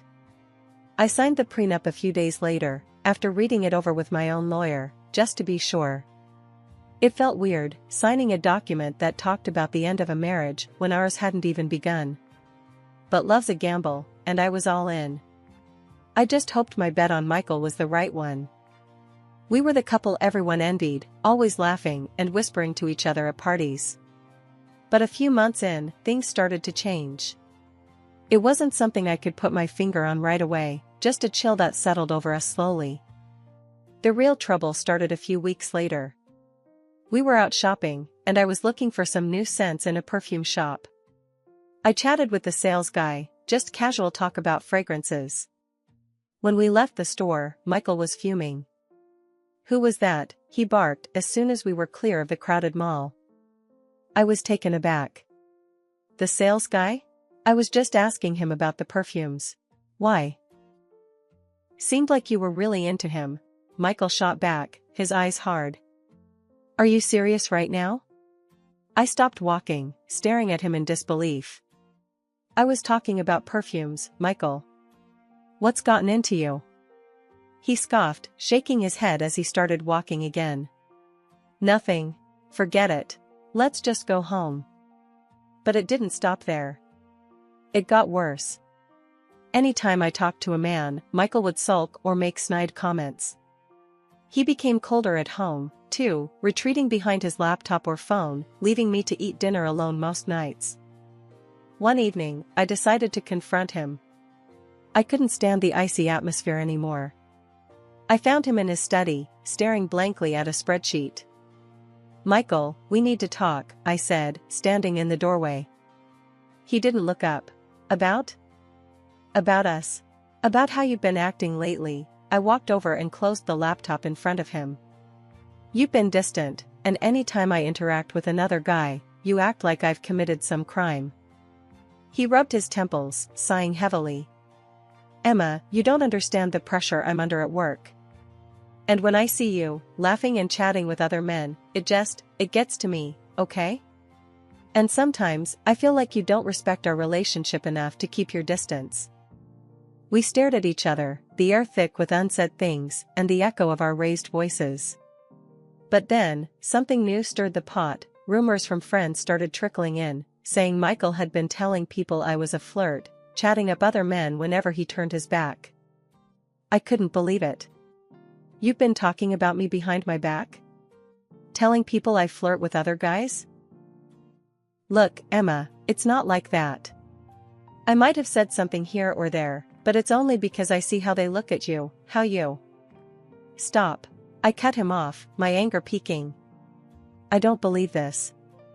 You have no right to spread lies about me. You're supposed to be my partner, Michael, not my biggest critic." After that last big fight, things between Michael and me cooled off a bit. One morning, I found a note from Michael on the kitchen counter. His handwriting, usually so precise, looked rushed this time. I picked it up, my heart pounding a little harder than usual. "Emma, let's try to start over. Meet me at the Grandview Hotel, room 204, at 8 p.m. tonight. Let's put the past behind us and move forward. M." I stared at the note for a long minute. This was unexpected. Maybe this was his way of reaching out, trying to mend things. I decided to go, hope fluttering in my chest like a fragile bird. The day dragged by. Work was a blur. I couldn't focus on the customer orders or the inventory. My mind kept drifting back to the note, to what the evening might bring. Could we really start over? By the time I shut the shop and headed to the hotel, I was a bundle of nerves. When I arrived at the Grandview, my palms were sweaty. I checked my reflection in the car mirror, fixed my hair, dabbed on a bit of lipstick. Not too much. I didn't want to look like I was trying too hard. Room 204 was on the second floor. The hallway was quiet, just the soft hum of the air conditioning. I knocked. No answer. I knocked again, then, with a hesitant hand, turned the doorknob. It was open. The room was dimly lit by a bedside lamp, casting long shadows across the bed. There was an open bottle of wine on the table, 2 glasses beside it, and a small plate of fruit slices. But no Michael. "Michael?" I called out, stepping inside, letting the door click shut behind me. "Are you here?" Silence. Just the soft whir of the air conditioner. I thought about leaving, but then I decided to wait. I poured myself a glass of wine, the red liquid swirling in the glass. "Just 1 glass," I muttered to myself, to calm the nerves. I took a sip, the wine rich and a little too sweet. I sat down on the edge of the bed, my mind racing. The wine was starting to make my head a bit fuzzy, or was it my nerves? I lay back, just to rest my eyes for a moment. The room spun gently, and then everything went black. When I woke up, it was dark outside. I tried to sit up, but my head was pounding, and my thoughts were foggy. My phone was on the nightstand. I grabbed it, the light from the screen blindingly bright in the dim room. I checked the time. It was past midnight. Panic clawed at my chest. I tried to remember what happened, how I ended up lying here, but it was like grasping at smoke. I realized with a start that I was not dressed, lying there without my clothes. I called Michael, my fingers trembling as I dialed his number. The phone rang, then, his voice, cold and distant. "Emma? What's up?" "Michael, where are you? Why didn't you come to the hotel?" I asked, my voice shaking. "Hotel? What are you talking about, Emma? Are you drunk? Have you lost your mind?"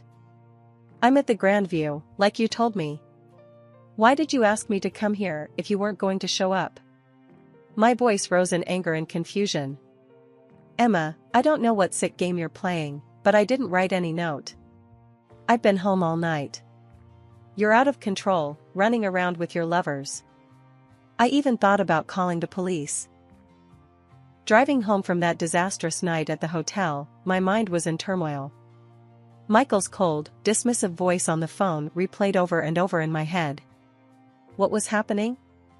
It felt like I was being sucked into a nightmare I couldn't wake up from. As I pulled into the driveway, the familiar sight of our home brought no comfort, only a knot of dread in my stomach.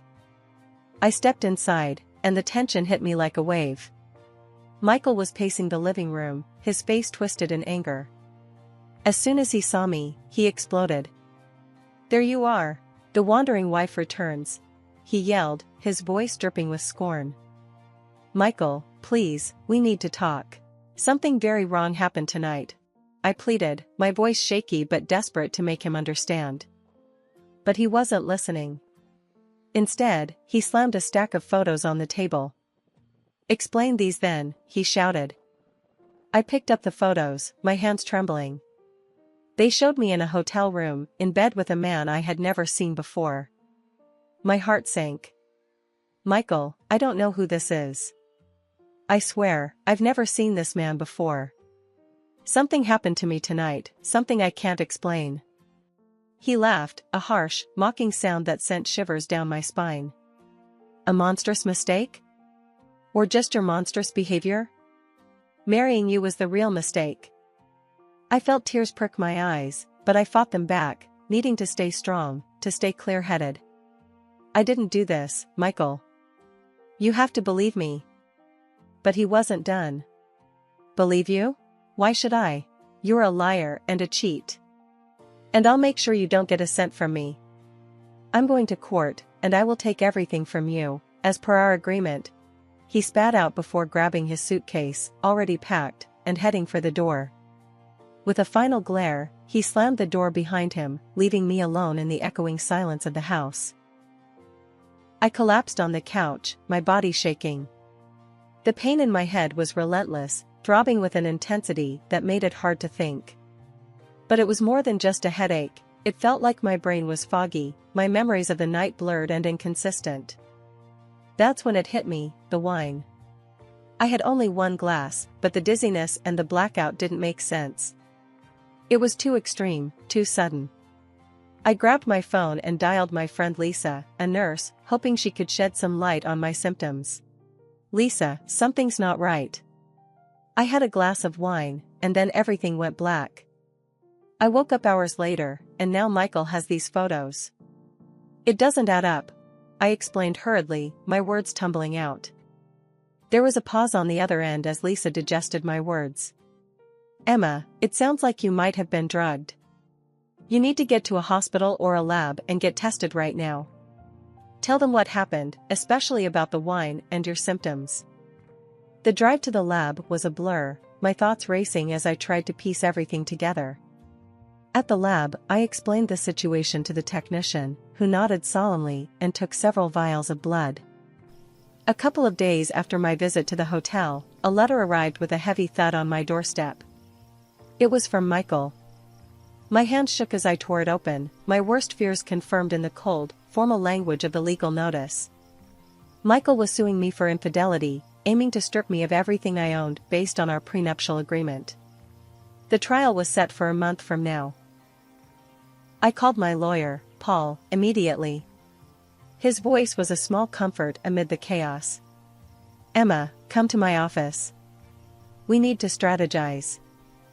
I drove to Paul's office, my mind racing with every possible scenario except the one where I came out unscathed.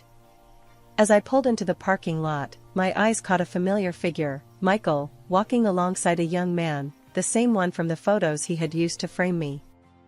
Without thinking, I reached for my phone and started recording. I caught them exchanging an envelope, the young man tucking it quickly into his jacket. My heart pounded as I realized the significance of what I might have just captured. At Paul's office, I showed him the video. His eyebrows shot up as he watched the exchange. "This is good, Emma. It's very suspicious. I think it's time we brought in a private investigator." Paul's friend, a seasoned private investigator named Jack, took the case. He moved quickly, tailing the young actor and digging into his background. A few days later, Jack called us into the office with news. "I've spoken to the kid," Jack started, his expression serious. "He's a bit of an actor, down on his luck. Said your husband hired him to play a part." "The part? Your lover." "He also confessed that your husband planned everything, even the drugged wine." As we were talking, my phone pinged with an email, my blood test results. I opened the attachment, my breath catching as I read the findings.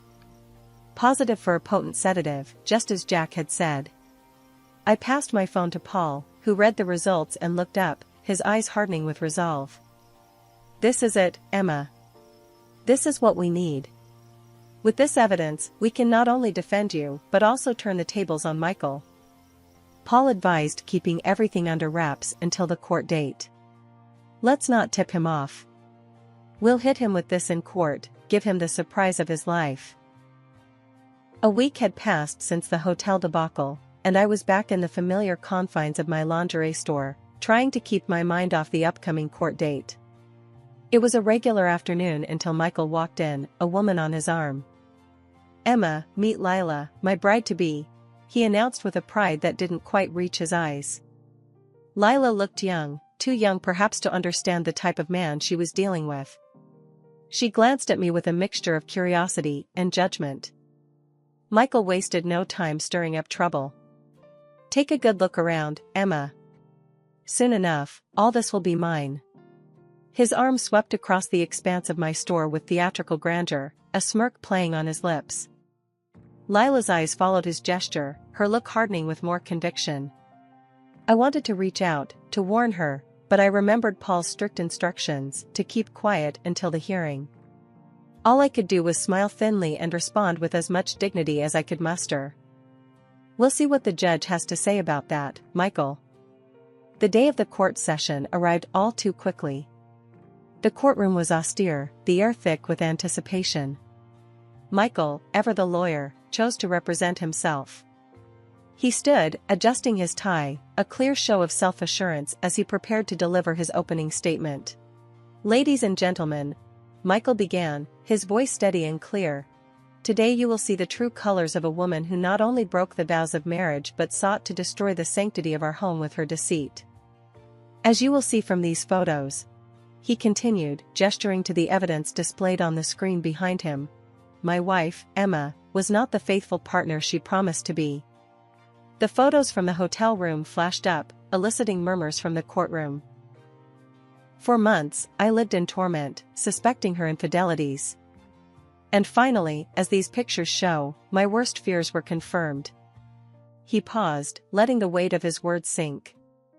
He walked closer to where I sat, his eyes locked on mine. "Emma here would have you believe she's a victim, an innocent caught in circumstances beyond her control." His tone was scathing, his words rehearsed, but effective. "But I tell you, she is not a victim. She is a perpetrator, a destroyer of our union." As he spoke, I could see the calculated pauses, the measured glances at the judge, the way he laid out each sentence with the precision of a seasoned attorney. The evidence is clear, undeniable.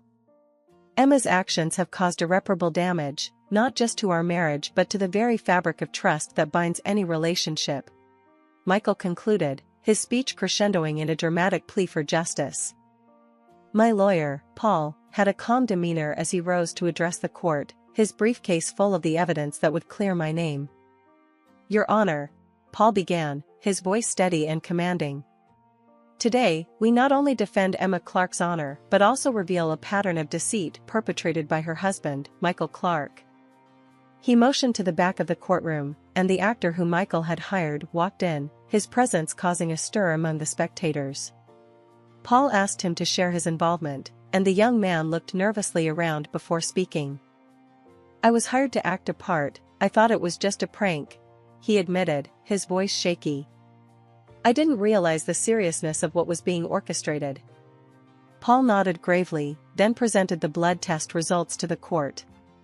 These results show that Emma was incapacitated against her will, drugged by substances she had no knowledge of consuming. The courtroom murmured as the implications sank in.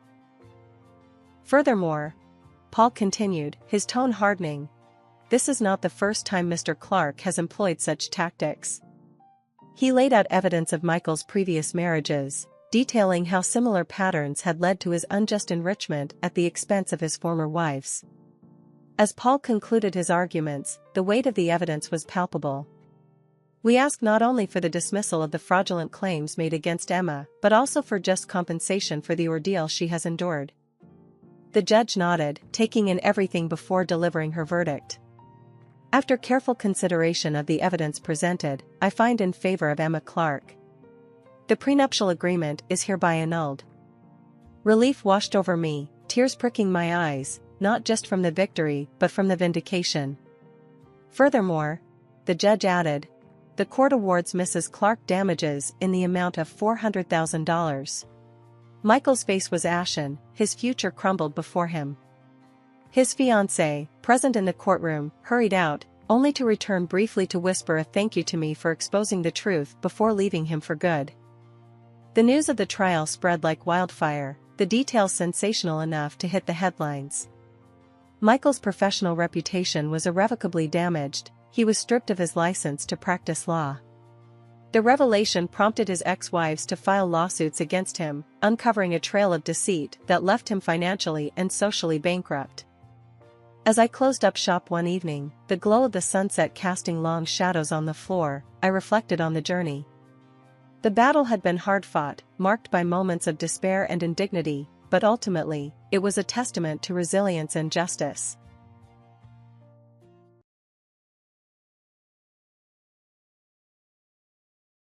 My name's Nora Thompson.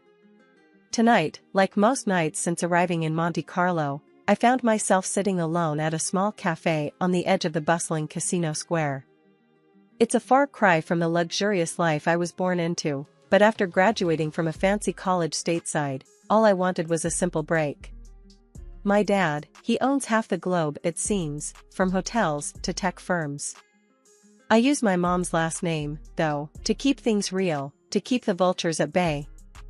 The night was cooling off when he walked in. Daniel looked like he owned the place, or at least like he thought he did. Swaggering over with a confidence that I guess comes from wearing a suit that costs more than most people's rent, he pulled out the chair opposite me without asking. Mind if I sit? He finally said after already sitting down. His smile was all charm, probably practiced. Looks like you're already sitting, I replied, barely looking up from my coffee. He chuckled, the sound a bit too smooth. I'm Daniel. And you are? Nora, I said curtly, giving him a quick once-over. Not my usual type, too polished, but admittedly, good-looking. So, Nora, what brings a girl like you to a pricey haunt like this all by yourself? His tone had a touch of a tease, and I wasn't sure if I was amused or annoyed. Just enjoying my coffee, I answered, keeping it vague. What's your excuse? I could say business, but I'd be lying tonight. Let's just say I'm scouting for something interesting, and looks like I might have found it, he said, his gaze steady on me. I raised an eyebrow. Hope the coffee lives up to your expectations then. Daniel laughed. Something tells me it's already exceeded them. I wasn't here to make friends, definitely not looking for a fling. Look, I'm not one of those girls who fall for lines, if that's what you're aiming for. And I'm certainly not interested in whatever game you're playing. Who says I'm playing a game? He asked, his voice lowering slightly. Experience, I replied. You sit down, uninvited, start with a line, expect what? A phone number?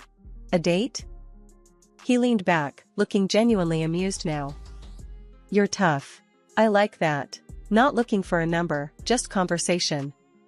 But if it's too much, say the word, and I'll vanish. I considered him for a moment. Monte Carlo was beautiful, but lonely. Maybe a little chat wouldn't hurt. Conversation is fine. But keep it light. We talked for a while, the conversation surprisingly easy. He didn't press for personal details, and I didn't offer any. As the night grew deeper, I realized that despite my initial reservations, I was actually enjoying the chat. Daniel wasn't like the typical guys who often tried to impress me with their wallets or connections.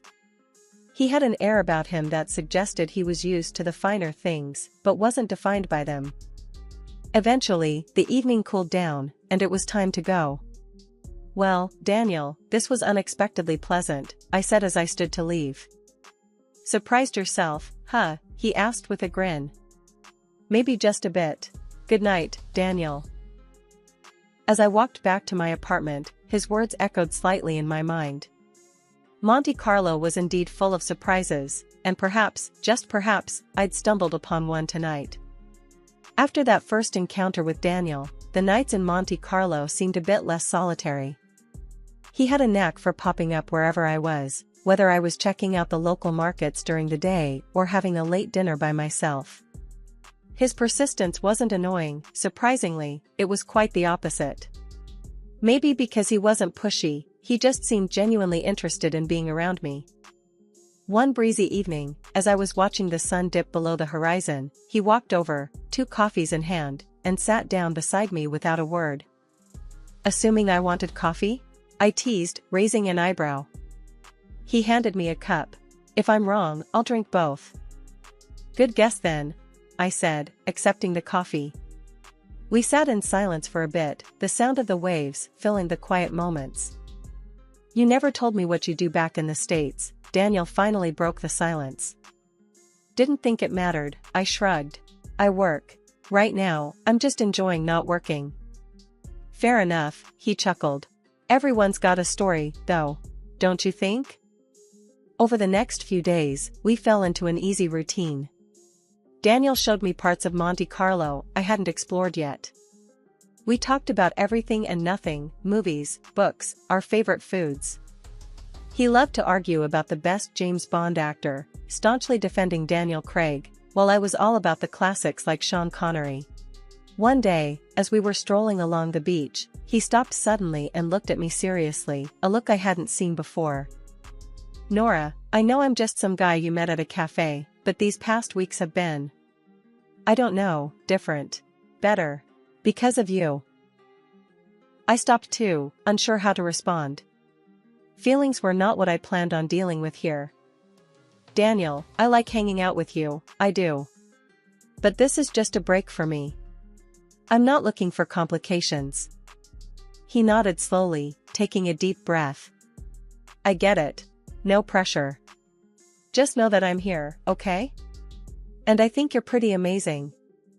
Days turned into weeks, and my time in Monte Carlo was drawing to a close. Daniel and I spent more and more time together, and what started as casual walks and talks turned into late-night dinners and early morning breakfasts. It was the last thing I expected, falling for someone under the Mediterranean stars. Then, one evening, he dropped a bombshell. Come back with me, Nora. Work at my company in the States. I know it's sudden, but I don't know, I just think it could be great. The idea was crazy. Completely insane. And yet, part of me was tempted. Tempted by the adventure, by the idea of taking this whatever it was and seeing where it could go. Moving back to the States felt like stepping into an alternate universe. Daniel's offer wasn't just a job, it was an invitation into his life, and suddenly, I was living in an ordinary apartment in an ordinary part of town, playing the role of an ordinary girl who'd lucked out. My father, however, had different ideas about ordinary. He showed up unannounced one afternoon, just as I was unpacking my last box. His booming laugh filled my small living room as he stood in the doorway, towering and larger than life. "Nora. Hiding out in plain sight, huh?" He chuckled, giving me a big hug that almost crushed my ribs. "So, tell me about this decision. This guy must be something special for you to up and move like this." His tone was light, but I could tell he was probing, doing his fatherly duty, to sniff out any trouble. I sighed, sitting down on the couch. "His name's Daniel. He's different, Dad. He doesn't know about all this," I said, waving vaguely around, implying the wealth and the complicated strings that came with it. Dad sat down next to me, his expression serious now. "Nora, you know you can't keep that a secret forever. If he's going to be part of your life, he should know who you are."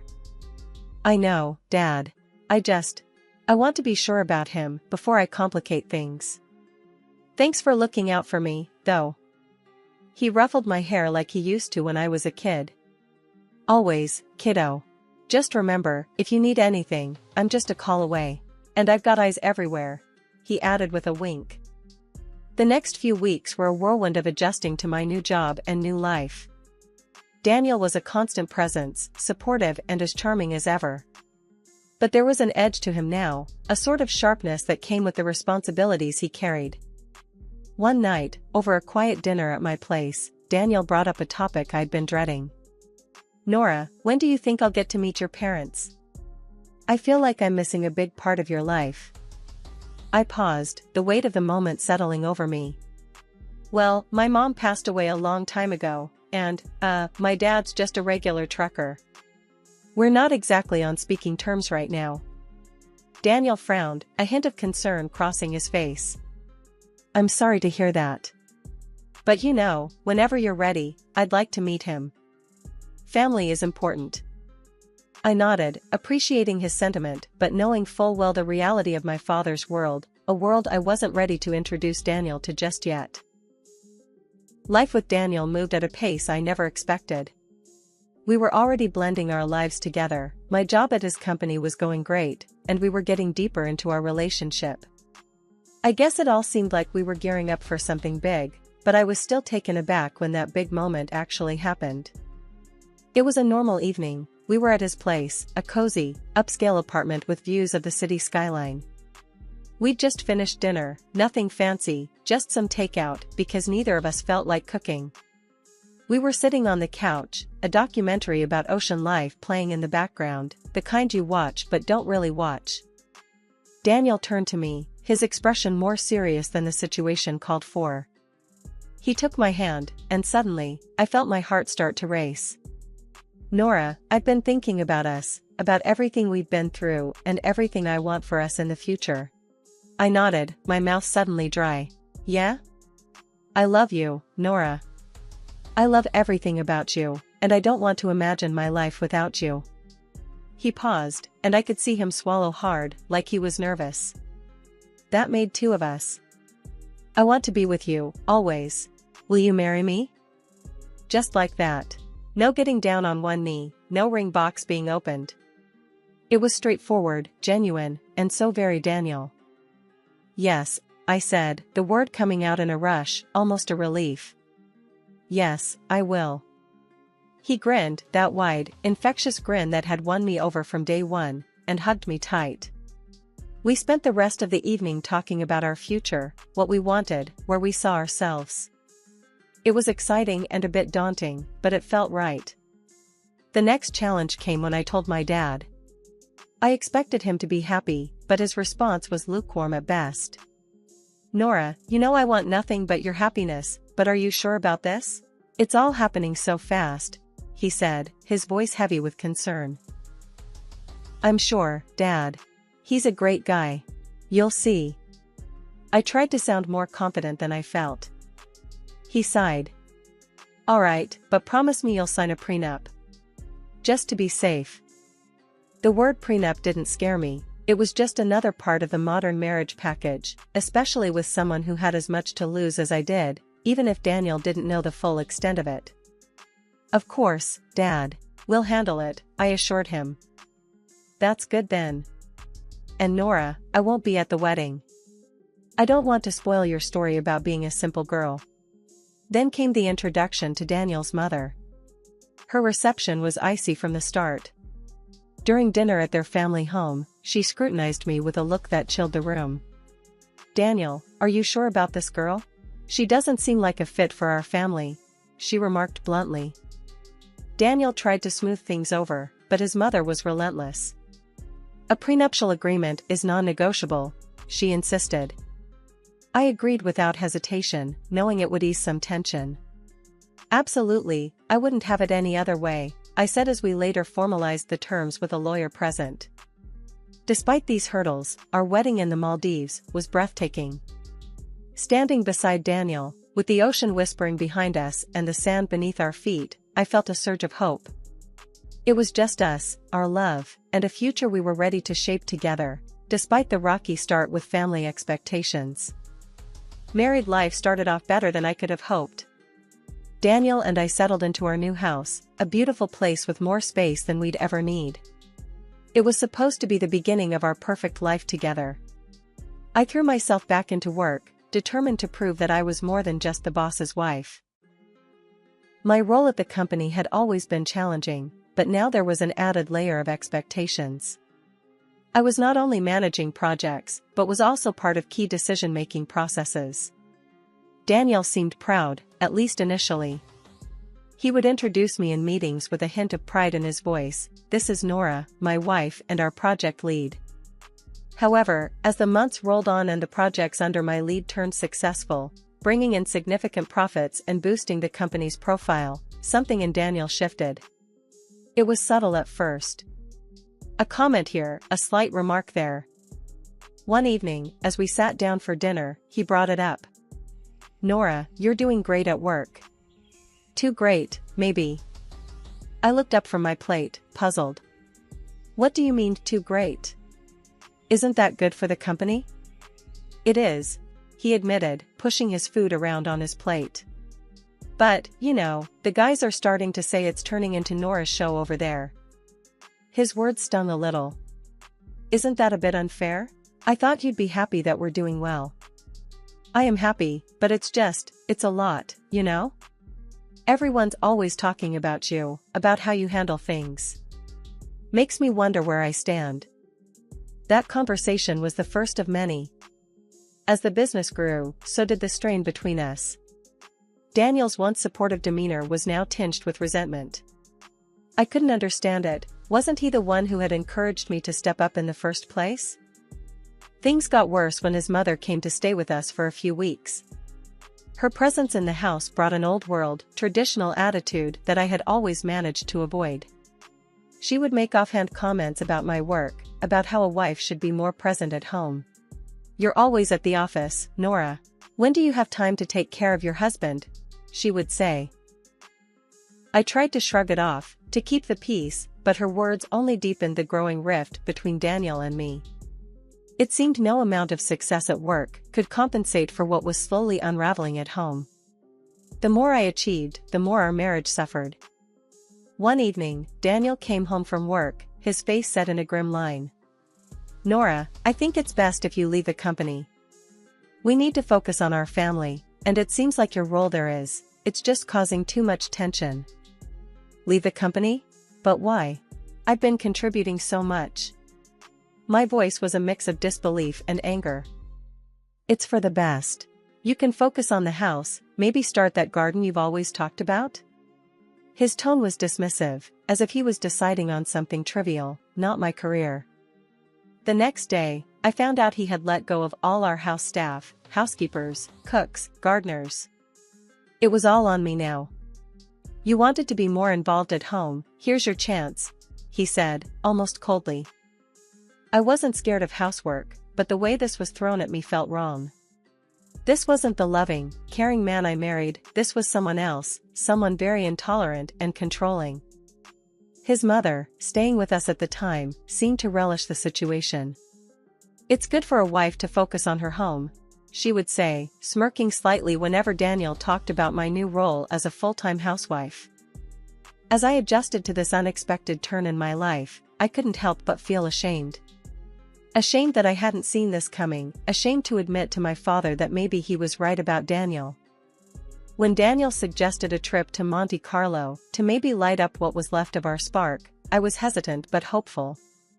That hope died quickly when his mother announced she'd join us. "It's been ages since I've traveled," she declared loudly as if it were a decree that couldn't be opposed. Daniel, of course, welcomed her with open arms, not once considering what I might think. We rented a small house in Monte Carlo, which was charming but costly, and it quickly became my prison rather than a retreat. From the start, Daniel and his mother treated the city as their playground.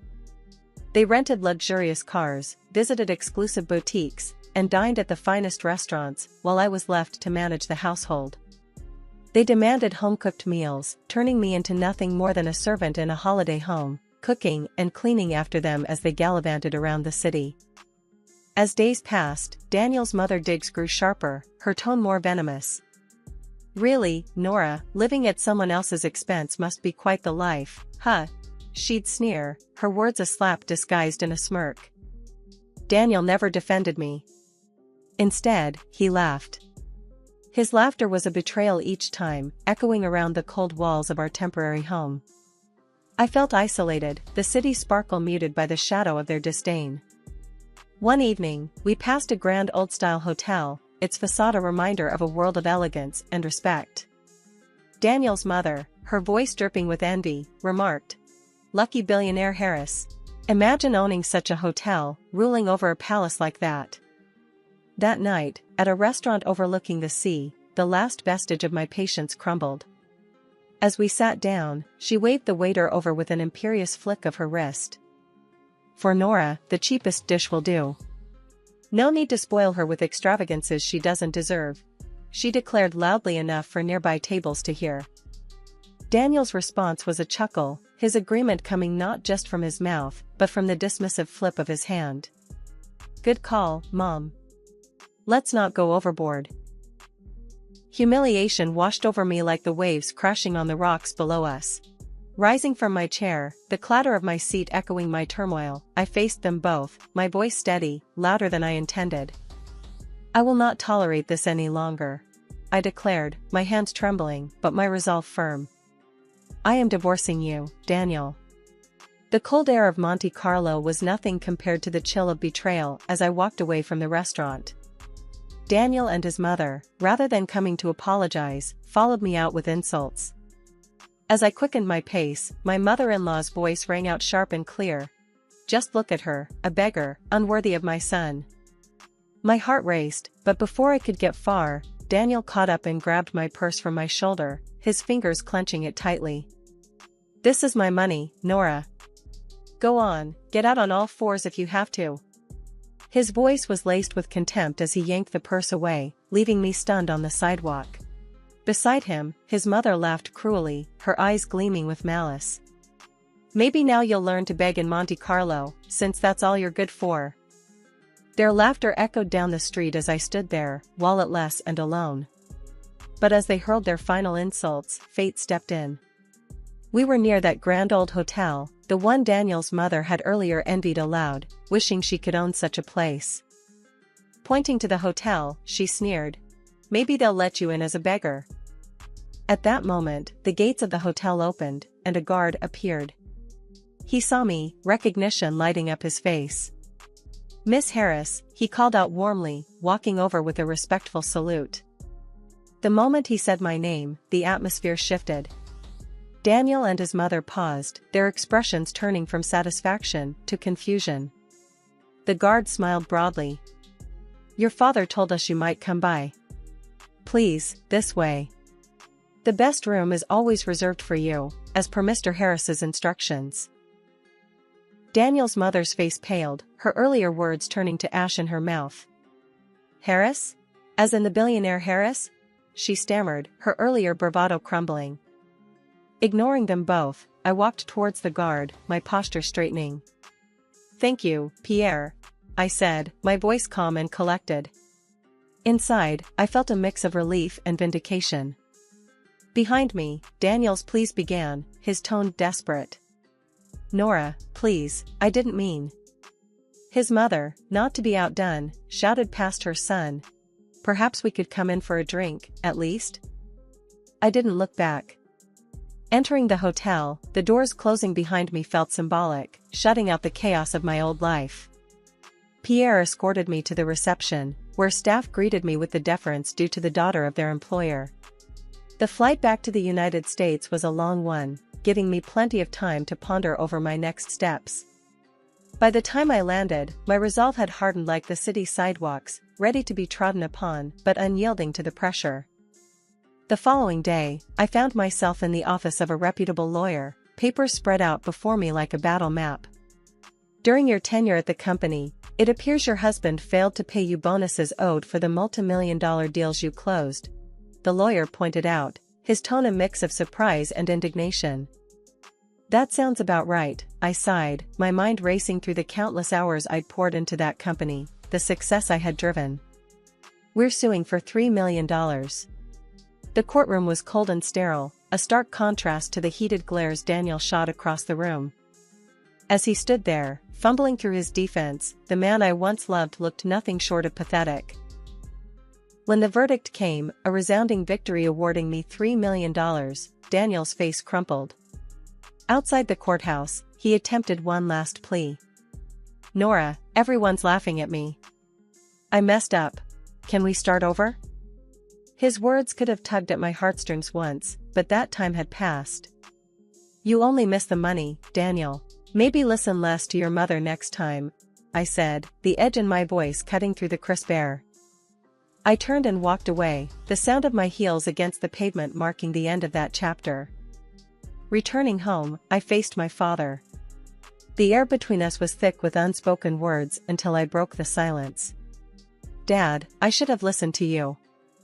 He wrapped me in a hug, his embrace warm and forgiving. "You had to learn on your own. Now you know, and knowing is half the battle." We talked late into the night, about life, mistakes, and new beginnings. His advice was a beacon as I navigated through my thoughts of the future. Inspired by our conversation, I began laying the groundwork for my next venture. My experience at Daniel's company had not only honed my skills but ignited a passion for the industry I couldn't deny. I decided to open my own investment firm. With my expertise and the hefty settlement, I had the resources to start something meaningful, something mine. Weeks turned into months as I built my business from the ground up. The challenges were daunting, but every setback taught me a lesson, every success a confirmation that I was on the right path.